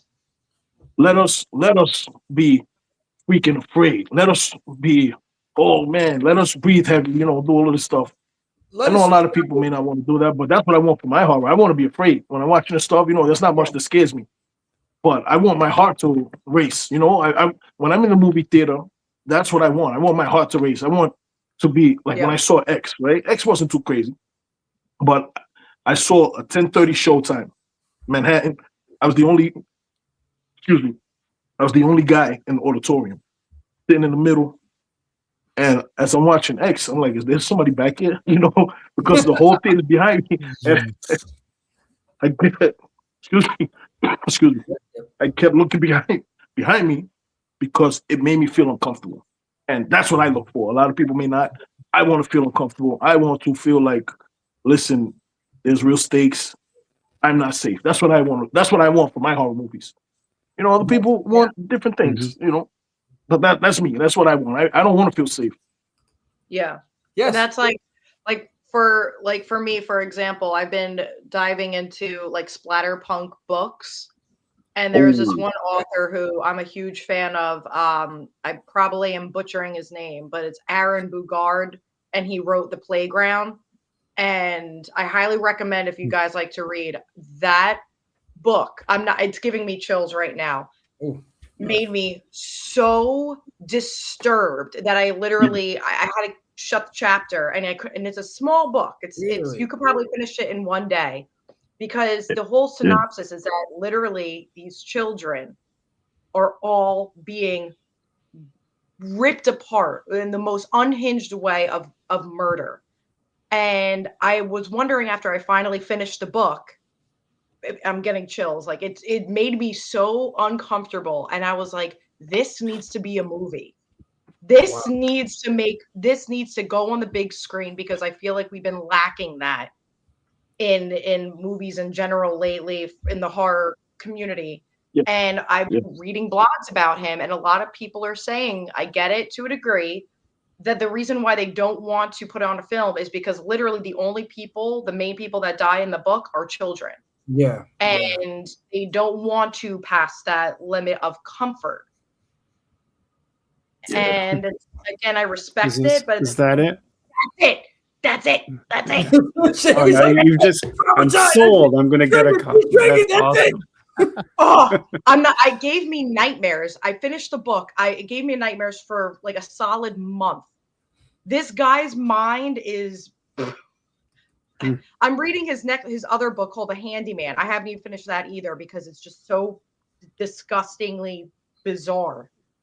But we want that. We miss that because I feel like we've been so desensitized throughout a lot of these films, and no one's willing to go above and beyond and push those limits anymore. So Splatterpunk Books is where it's at. Splatterpunk Books. I just ordered a copy. So I can't wait. Sam, I gotta read it. That's awesome. You're gonna be traumatized. You're gonna be traumatized, and you're gonna thank Excellent. me. I love it. There's my weekend right there. That's it. Sam, and to that point about reading, I mean, you're gonna get a lot more thrills and chills, I feel like, reading a good horror book than you are to watching a good horror movie out here nowadays. And you're right. Like, who is willing to take that step into, I guess I'm thinking right now, Damien Leone comes to mind, right? Like, who's going to test those waters out and to level up and to push the envelope? And we need to see that. We need to see that in our genre, especially because, John, going back to earlier what you're saying, like things are predictable, like The Scream Friend. A lot of these movies are predictable. A lot of these movies, they build this hype around it and they don't live up to the hype. We need to see something that is going to push the envelope, that is going to make us like our deepest, darkest fears, or things that you would never even imagine happening on the screen, just to elicit a response from us, like a response like, this is sick. Like this is next level. Like when are we gonna see more of those type of movies? Again, I know also it's because of the fact that, and I know there's creative people out there. I know there's people that can create this, like these sick, sadistic, twisted. It doesn't have to be all gore and not like that. It's just like psychological even. But I feel like it's not only frowned upon, but in our society nowadays, I don't know how it's going to be received and if it's going to get canceled, or if it's, there's going to be a lot of negativity surrounding it. I mean, because it is a form of art, right? And this could be somebody that you may question, like, what goes on in this person's mind? Like, this person should be in an asylum, or is it that this person is really just trying to get that response from you and creating maybe what he or she, their biggest fears, and putting it on the paper to put it on the screen? I don't know. Let's make horror horrific again, right? Like let's make it, scare me. Not like Tom Atkins would say, thrill me. I'm like, scare me. Come on, man. Yeah. Like, let's do this. I mean, now's the time because again, everybody's watching. Swift, you brought this out, this point. Hollywood, right? Now horror owns Hollywood. Everybody, these A-list actors are getting into horror right now again, because they know this is what's moving. This is what's pushing. This is what people want to see. You may get a select few other movies out there that drop. Okay, I'm going to give it a watch. But bro, listen, we have conventions that these other genres don't have. We have screenings and premiere parties that these other genres really don't have on the level that we're doing it. Again, the youth, they're getting into this in the horror. People are loving it. Yeah. Yeah, and that's what we want, and this is what we want. And that's and they love it because it doesn't feel safe. You know what I mean? Yes. Like you look back at the movies of the 70s and 80s, the brutality. You look at there was nothing safe about The Exorcist. There was nothing safe about that. Reagan, she walked to the party and peed herself. That was disturbing, And then everything she went through after that. There was nothing safe about that. You look at the movie. Was it The Haunting? was it The Haunting with Barbara Hershey, I believe, back in like 1980, 80. This thing was frightening, bro. This thing was frightening. I watched that and I was uncomfortable for about months. For months, I was uncomfortable. I was a kid, but I was uncomfortable for months. Like the sound design, the things that you hear, the things you didn't see. It was nothing safe about it. These are the things that imprints you. You know what I mean? As a horror fan, these things like this is fear. This is the horror shit. Like, and it's just, oh, we got to be too safe.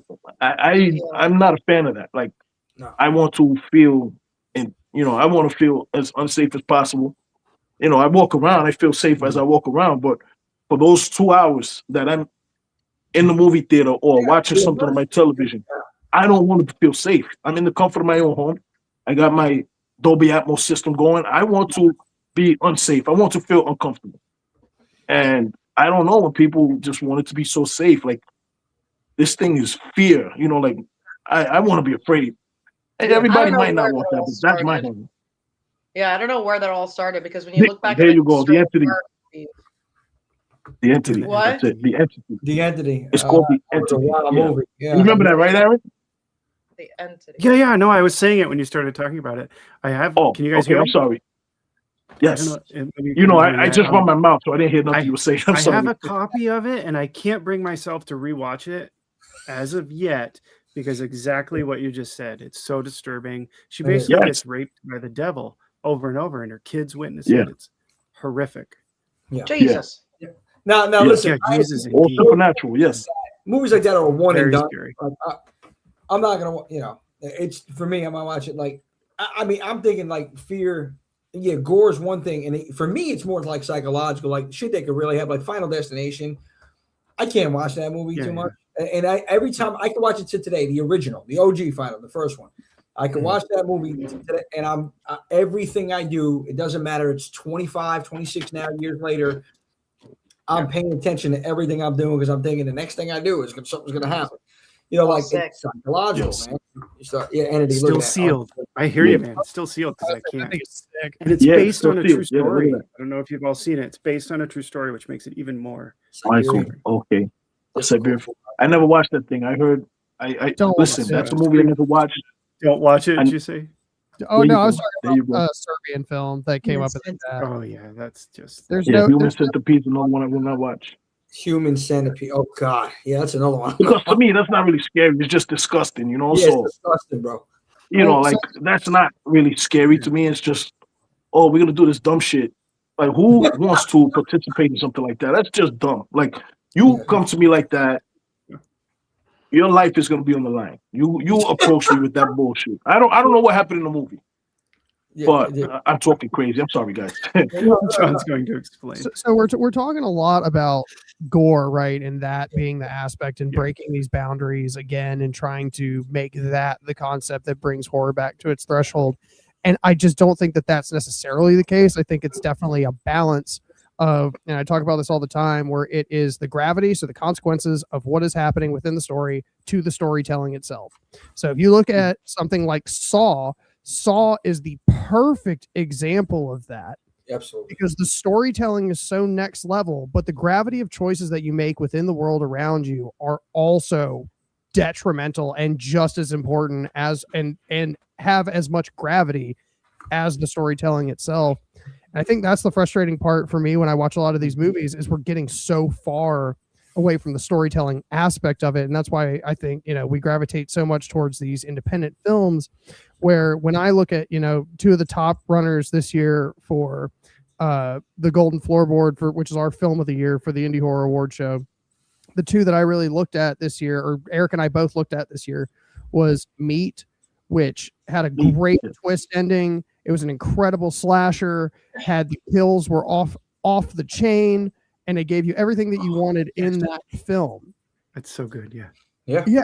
And then you go over to what won this year, which was The House Among the Trees, which you get dropped in the middle of the chaos, and the chaos gets more and more and more and more and more as the story develops. But you're constantly following this new story and figuring everything out. And it's like you're going along with like a really sadistic version of like a Scooby-Doo adventure, and it's just like but that's those two levels of like keeping that balance the whole time of your storytelling to your gravity, and you don't have to have these insanely brutal kills and heads exploding and all of this shit for it to be a great film. That's why something like a Serbian film is objectively a bad film, because it's just Epstein Island in a movie. That's like scary in the aspect that it's horrible and shouldn't have even been fucking made. But like, I just like, I don't know. I think there's so many more films that are coming out, and especially in the indie world, that are balancing those things out, even without, and that's kind of the give and take, is like, they don't have the budget. Don't get me wrong. Some of the kills in these movies are absolutely fucking insane, but they have to balance it out with story to keep you engaged. And a lot of these newer films that are coming out that just have these huge budgets don't have to do that. Yeah, that's the problem. Like, I notice, especially when I watch some indie films that I want to, give grace and be open-minded to, and you watch it from the beginning to the end and they lose the story, or they have too much of a story where it's, again, as I always say, I did not sign up to watch a soap opera. I want that perfect balance, like you're saying, where it's going to keep me engaged. But instead, at the end of the movie, I'm wondering, what was the point of A, B, and C in that entire film?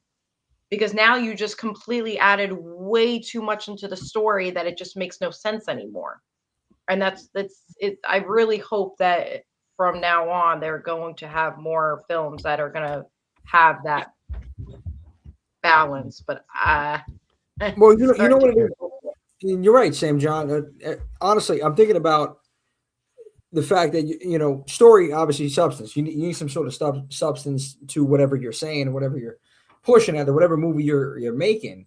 But I guess I'm not going to beat a dead horse. You need a balance, right? You need a story, and you need some crazy shit to happen in a movie. But like consequence, like Saw is a perfect example, man. I love that franchise, and it's another one of those probably the most underrated horror franchise in our genre. Like, it's like, I don't know if it messes with my emotion, because like I don't want to hate Tobin Bell. Like, no, I mean he is the justice system. My man is doing what has to be done. So like, no, but you get that gore, and they call it like, oh, torture porn. But you're not really understanding these films. Like the people that say, oh, it's just torture porn, you're not understanding the film and the depth of these films. And that's there's a killer story. That whole franchise, I really enjoy. It's like criminally underrated. But I guess ultimately, man, I just want people to feel okay, like filmmakers feel okay to, go that extra step and to jump in those waters that people don't swim in normally, and be different. Yes. Like, I mean, this is beauty. Experiment. Exactly. Go ahead. Experiment. Try something different. That's what I'm always looking for, and that's what I love about indie films. I mean, we all love being scared, right? We love horror movies. Being scared is fantastic, especially in the theater.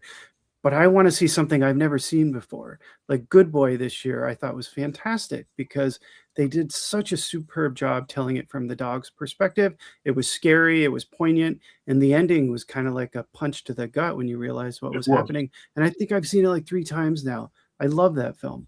And it wasn't really scary. Maybe at times there are some jump scares in there, but I want to see more films like that. Like things we haven't seen before, and we don't even know how awesome they could be. Right. And I think we're going to get that. There's probably a higher chance that we'll get that with independent films. We'll get some that, like Sam was saying, we get some films we're like, my God, did you even have a script?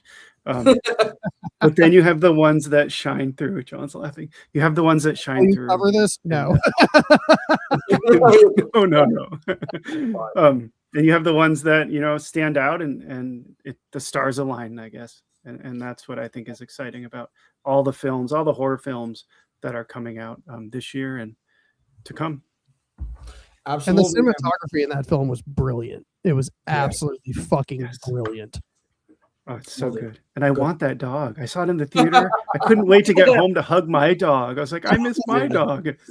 That was a good movie. I don't know. Have you all seen it? It's good. good. So good. You saw it. Yeah. I actually saw that with Kevin Bacon. He did he came in the theater and he fucking he made a quick hit and he was gone, bro. He came in the theater and said, "Oh shit, Kevin Bacon." You know, I was telling me, yo, Kevin Bacon was in the theater. Yeah, he came in. It was about 6 people in the movie theater, the whole theater. It was like 10 in the morning. And I says, "Oh, you know, I don't get starstruck." I did want to go talk to him. And once the movie ended, he was out of there. I said, "Oh man, this fly by night, you know, he was out of there." Man. But it was pretty cool. I thought, "Oh man, we watched this movie with Kevin Bacon." That's amazing. Cool. Dude, that's awesome. One of the movies I want to touch on before we wrap it up here. One of them, just for me, I never liked dolls. I hate dolls. I just can't. That's one thing that it's one of my fears is dolls. I'm telling you, they're possessed. And I never got. I guess Chucky did it for me also when I was younger. But Dolly, there's a movie Dolly coming out. I don't know what the date is to be determined. Right, it's not announced yet. But it's about. I said a young woman here said the plot here. Fights for survival after being abducted. Oh God! There's a movie. There's a movie for you. I was just going to say that, Eric. Dolls movie. I was just going to ask if you please. No, I have. Yeah, man, it's creepy son of a bitch. So yeah, man. Anyway, I'm not looking forward to it, but I am going to watch it because I know I'm going to be just having nightmares about dolls and this. She fights for survival after being abducted by a deranged monster-like figure. It says here who wants to raise her as their own child. It's a 70s style horror movie from director Rob Blackhurst. So, I like the fact that some movies I've been seeing lately, they have that they're going back like timepieces and they're keeping it like true to that decade, to that time, like what we've seen in Late Night with the Devil, 7, and even outside. I know this is not horror, but like I've seen this during the holidays. My God. What was this movie? The Holdovers. It's a 70s, it's staying true to that time. And this is hopefully something along the lines. Sean William Scott's in this one, Max the Impaler. So I'm waiting to see when they're going to release this one. That's one on my list. And then, of course, I don't know when they're releasing this. I don't know if anybody else in here knows this, but Terrifier 4, to see the conclusion of this franchise, or what we think is going to be the conclusion. I'm assuming it's going to be in October. I think this fall, and I saw the poster today for the first time. There's a pumpkin on it, so I'm guessing they're going back to Halloween. So not trying a different holiday, which could have been fun, like Easter, back to Halloween. They didn't have enough time for Easter. They didn't have enough time. You talk about pushing the envelope. Yeah, that might be it if they had Easter. I know what you guys thinking. I'm thinking, but yeah. Well, anyway, we need more Easter horror, right? Critters 2 is the only one. Critters 2 was a classic. I mean, there's a few others. There's some bad Easter Bunny, like Easter Bunny Massacre. It's not very good. You know what? You know what's going to be a horror movie for me is if they don't have any more of those Reese's Easter eggs in the damn. I know I love those things, man. Yeah, I couldn't try to get them during the holidays. I thought you were trying to banish them like you do everything that's good. No. I'm actually like I love those things. I'm like into those things. Those Easter they are good. Eggs. Oh my God! It's like that's the perfect Reese's. Oh yeah, perfect. No, the perfect Reese's are the Take 5. I mean, that's a fancy Reese's. Let's be real. That's a fancy Reese's. Yeah, like they put pretzels and caramel and shit in that bitch. Like what gourmet Reese's, bro. Yes. But yeah, like a lot of good stuff coming out this year, guys. Looking forward to Feaster Bunny. We forgot 2 things. Okay, what do we forget? That might be bangers. We forgot, and they come out actually on the same day. As of right now, they released the same day. We forgot about this list. Ready or not? Here I come. Yeah. Oh, yeah. We forgot about that, and we forgot about They Will Kill You with Zazie Beetz. Which is looks like it's a similar film to Ready or Not. They're actually coming out the same day, so we forgot to mention those things. That's in March, right? I think Ready or Not. That's what's it? Catherine Newton's in that one as well. That's Catherine Newton and Samara Weaving. Yep. Yes, she's back. Yeah. Oh man. Okay. Yeah. But both of those films are very similar to each other. It looks like, and they're being released on the same day. Talk about balls. Yeah, man. March 27th. I'm looking here. Yeah, March 27th. Huh? Yeah, and They Will Kill You with Zazie Beetz. Oh yeah, Iron Lung. We forgot to mention Iron Lung. Iron Lung and The Exorcist Deceiver. I was just, oh, you took Or it you're out of just my going, mind. I'm sorry, I'm going to stop No, talking. you're Go good. for No, it. it's good. You're reading my mind. You're reading Apparently, my mind. yes. And I saw its face. I'm a deceiver. Yes. Anyway, We'll see what they're going to do with it because Believer was. I'm not a believer, But but I believe they're a deceiver. You loved it, John? No, I said I didn't hate it. I thought it was at least fun. Like it was a different Exorcist movie, you know. Yeah, for sure. yeah, Well, I didn't hate wasn't that Blumhouse? Gouging her eyes out? Come on. Yeah. I want to see Resident Evil. Oh, yeah. Yeah. I mean, I don't know. I'm not hype about Resident Evil. Really? Why? I really like. I mean, look, I like the video. Back in the day, PlayStation Resident Evil 2 video game. I played it. Made a double Oh, disc. Is this a Yeah. re? That's what I'm curious about. Because like, I loved the games. I loved the animated movies that they did. Were fucking awesome. Those are actually all on Netflix if you want to check those out. Yeah, They're very short. They're all 3D animation, but it also follows like my favorite characters throughout it. So like Leon Kennedy and shit like that are actually like not shitty characters like they were in the live action. And I did like some of the live action films though. Like I thought the first couple were fine, and then it got like, why are we paying Mila Jovovich so much fucking money to stand in the desert? Like, but I do think that if they're rebooting it, I think it's got potential, because if they really like just follow the fucking story, like the source material is already there, just fucking copy and paste it, it'll be good. But like,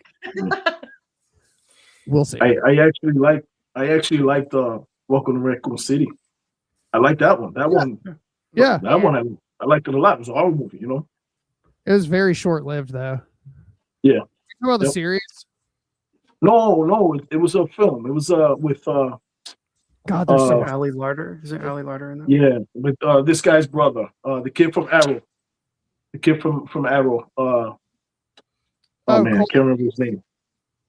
The kid that played Green Arrow in the CW series. His brother was in it. Stephen Amell. Oh, Robbie Amell. Robbie Amell's in it. Yeah. Oh, I did watch good. that. Okay. I liked it. Yeah, I liked it. It was. It felt I had a lot more fun than I did with the other shit, the desert fucking Resident Evil, you know. Yeah. I think they burned out way too quickly on that series, like the original live actions. But they were fine. I think this has got potential. I mean, like I said, the story's there. Just fucking copy and paste it, and people will love it. That's true. Don't F it up. Don't F it up. You're gonna do copy and paste. Not that hard. There's a fucking map. There's a fucking map. You got to follow the formula. Yes. You got one job. One job. So, guys, I really appreciate everybody jumping on here, taking the time. Welcome back. That's what this is. This is a welcome back episode. Aaron, what were you going to say, buddy? I just wanted to say one thing, because one other movie came to mind, and that is Frankie Maniac Woman. If you're a fan of Traumatica and Two Witches by Pierre Sigarides, Frankie Maniac Woman is one to see if you haven't seen it yet. It's coming out soon, I believe. It's basically, think of Maniac vibes, Maniac from 1980, I believe, but in modern day, and it's all told from a woman's perspective in LA who is fat shamed to the point where she just goes nuts and snaps. Oh my! And it's awesome. I loved it. Oh, I gotta see that. Have you seen it, Swift? No. Oh, okay. So Frankie Maniac Woman. Be on the lookout for that one. Frankie and that's all I've got. Drop some stuff, man. You drop some stuff today. You got to send me this. I'm gonna forget it, please. Send me. Absolutely. Yeah, I'll send you a list of some of these. Yes, please. I'm always excited to. And Traumatica. If you didn't see that, I love that one. Traumatica, yeah. So good. I saw that in the theater. Good. Yes. Are you guys with me on that? Okay, cool. Yeah, no, you and John be dropping some gold, man. Like some stuff I haven't seen. So I was like, I added a bunch of movies. So I started watching some over the holiday break. But yeah, man, definitely send me those movies. Swift, Sam, Absolutely, you guys. Man, I'll hit you guys. We forgot to mention Werewolf, the Robert Eggers film. What do you guys think about that? Oh yeah. Man, fuck Robert Eggers. I'm sorry. Tell me how you really feel, John. Say it with your chest. I'm so over fucking Eggers, dude. Like, stop showing me a fucking tree for 3 minutes when like that your movie is 2 hours. Movies just. Oh man, we got people. Yeah, it's crazy. What's going on? Terrific podcast in the building. Florida Dad Vader. What's we happening? got Brandon in the house. We got Vader. We got my Vader. What's up? How's everybody? Everybody's jumping in a little bit. I'm sorry, guys. We're about to wrap up the show here. I appreciate you jumping on. Everybody that chimed in. Everybody's jumping in now. Guys, I'm looking forward to so many great movies this year, and it feels great to be back and just on the streams again. I just want to remind everybody every Wednesday, 7 p.m. now. It's 7 o'clock start time. We're trying to keep it a little more short, 7 to 9. Next week, I'll tell you that in a second. Before I do that, I want to give both John and Aaron the floor right now and plug what you guys got going on. Giving them, John, what do you got? Talk to the people. Real quick, I'm not trying to derail, but there are 2 movies that I want you guys to look out for this year. Son of a bitch, damn it! No. Sorry. But they're gonna be awesome. Okay, no, go ahead. I'm fucking with you. Definitely keep your eye out for What's Wrong, Wendy. Final Ghoul Films. Yes. That's gonna be Spooky Madison's first feature film.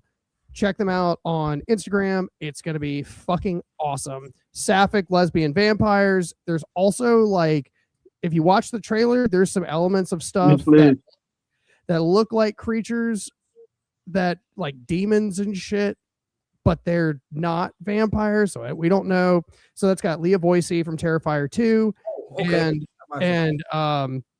Anthony Dane, and I cannot remember his name off the top of my head, but he was in Buffy the Vampire Slayer. I never watched the series, or I would be able to tell you that. Cool. And then Deathwoods coming out this year is going to be fucking awesome. We just did an interview with Simpatico Pictures the other night. They are waiting to finalize this distribution deal, and it might actually be in theaters too, which is really fucking awesome. So super excited for that.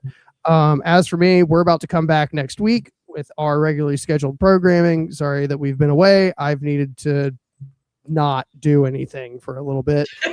I hear that, John. And so we're also I'm currently looking for reviewers, as some of you know, for Ember. So if you want to post your opinions and reviews on Instagram, that would help us out a lot. Whoa. I am trying to generate a little bit more hype. It's free to watch on YouTube, but I'm trying to generate a little bit more hype before we start our crowdfunding, which is probably going to be in late February for the next project, which is going to be fucking insane. John, first of all, I can't wait for that. You said the magic word hype. I got you covered. Secondly, when are you thinking about starting the crowdfunding? And offhand, do you know an estimate of what you're looking like, what you would need to create this project? So I will say right now, I'm waiting to hear back from our special effects artist. And it's between that, the cinematographer, I'm probably shooting for about $1,200, which really isn't a lot. We made Ember for $600, which is kind of insane. That's insane if you think about it. That was a very impressive. Thank you. I appreciate that. It was a very passion-driven project, which I was very fortunate about. But it was a lot of talent and a lot of people that believed in the story and believed in what we were doing. But I would love to have the people that believe in this next project to get paid. So the more money we raise, the more I get to pay other people. And it's just not, me feeding them and them getting IMDb credits and, the shit that you basically get to, take care of for them. I want to actually and I was talking to my special effects artist about this, and I was like, let me know what you can do. Here are some different things that I'm thinking, how we can adjust different things. But my goal in this, other than making a kick-ass proof of concept, is getting everybody paid. Absolutely. Yeah. Hey, listen, are you looking for more special effects artists at all? Because I could probably help you out. I know some people. This one lives in my city. There you go. And I don't have to house her. And she does incredible work. It's special effect or cause and effects makeup on Instagram. Tegan, she does incredible work. I worked with her on DBS Films. Oh, yeah, she works for them. Yeah, she's awesome. Okay, Yeah. cool. I've looked at a lot of her work and a lot of her special effect makeup and stuff like that, and she's kick ass, dude. So I'm very excited to hopefully work with her on this project. And she's sweet too. I She's need very a good funny. special effects makeup artist. I need you got to fix this. Somebody help. My budget is about $6. Don't worry, John. Oh man, no, but really looking forward to John. Please keep us posted on when that drops, and I got you covered with the review. I mean, I told you about it quite a few times, but I'll pop it online for sure just to get the exposure out there. And we'll talk more about everything with the film. Aaron, before I get to you right now, I just wanted to shout out a couple of people. Miss Liz, what's going on? I appreciate you jumping in the conversation. Greg Brewer said something today. Amazing stream. Thank you, Greg. I appreciate it. Oh, thanks a lot. Very much, man. Tuning in here. Scream Queen Melissa says, Sammy, we have to talk horror books. So she wants to know what you're reading over there, girl. So definitely talk with Melissa. It's deranged. Very deranged. Mikey, class of 06. Great show. He says, thank you, Mike. Appreciate it, man. Mike, what's up, bro? How you doing? Also, everybody, I want to leave a little message for everybody. All the movies that we spoke about today, you go to our Discord, and in our coming attractions server on the Discord, all of those trailers are going to be there. So you can go look at all of these trailers that are going to be out, and you see what you want to look at. You see what you want to go see. See what gets you excited. See what doesn't look too interesting to you. But all of the trailers are going to be in the Discord in the coming attractions server. So check out the Discord. Yes, indeed. Follow the anesthesiologist Swift Knox on Instagram at Scared Swift 718. He got you covered. And by the way, did you go in there and say your name was Swift Flair by any chance, or not yet? They will listen. They will know tomorrow. Well, the fans are going to get the exclusive. We ordered some business cards, and I had them shipped out to where Swift is at, and he has to pick them up. And I put the gentleman that's going to be picking them up. His name is Swift Flair. So I was either that or Swifty Cent. Anyway, inside thing. So anyway, with all this being said, please like, share, subscribe, and just if you have a question or you want to say F you, anything that we've said on here, myself or John, please shoot us an email, horrorheads365@gmail.com. And remember, I told you earlier in the show, if you missed it and you're just coming in late, we got something new going on. Okay, and Aaron, we're gonna get to you in a second. I'm sorry, buddy. I just want to let everybody know. That's cool, man. We're gonna drop this. We're gonna drop this at the end of the month. We have a raffle we're doing every single month, and we're gonna unveil the winner at the last episode of every month. So every week at the end of the show, you have to tune in. You have to says here, tune in, end of the show, listen, write down that final keyword or words given, which I'm about to give you momentarily. Once all the words are gathered on the fan free-for-all episode, which should be the episode right before the last episode of the month, we are going to unveil the prize, and we are going to give you the final word. And you have to email us, okay? When you get all those words, you email us in your name and put in the subject H365 raffle. And on that last episode, we're going to draw the winner live. And, you never know what you're going to get, as my main man Forrest Gump would say. That his mama said. My mama said, mama said, foosballs for the devil. Anyway. if you could drop the link for the Discord, they're asking for the link for the Discord in the chat. Discord. Yeah, I got to be more active on that. I just figured out how to use Discord again. Man, I didn't know what a Discord was. Okay, I honestly thought it was a cordless phone from back in the 90s. When somebody said Discord, I'm starting to learn though. Discord at Real Horror 365. Check us out there. I know Mama Swift's on it. She's the best. My mama said. So you go to the Discord and you go to the coming attractions server, and that's where all of the trailers are going to be. And the magic word or the word that you have to listen to for today, you know what? I'm going to change it because we're talking. The word is Discord. Discord is the word. So there it is. Just keep that word in mind. Discord. Jimmy thought, I thought Discord was a Nextel and I had to chirp somebody. So where you at? Remember that, the Boost mobile phones? Anyway. Where you at? Date myself. No. So that's it. Discord is the word of the week. Write that down and stay tuned. So Aaron, talk to my man. Tell him what you got going on. Tell him what they can. I can do it quickly. So A&B Horror Movies on YouTube. I just dropped my interview with Angela Gullner, who wrote and directed The Beldam. I just put that up yesterday. So if you're interested in that, check it out. I had a fantastic conversation with her. Patricia Heaton and Corbin Burnson are in that film. Coming up, I did a panel with the actors in the R.I.P. Man, the British film about the guy who kills people and takes their teeth out before they're dead, which is fantastic. And there's a sequel coming, and I think that villain could potentially be like the next Art the Clown. I think there's a lot of possibilities there. I've got interviewed the directors who did the Dream Eater film. If you've seen Dream Eater, that's coming up soon. If you've seen Invader, I sat down with Mickey Keating and Joe Swanberg, who did that film. I talked to maybe a couple more here. John Berardo, who did Mannequin. He also did Initiation. That's coming up soon. And one last one, I talked with Martijn Smit, who did a Dutch film called Meat Kills. And I fucking loved that movie. If you haven't seen Meat Kills, it's streaming now.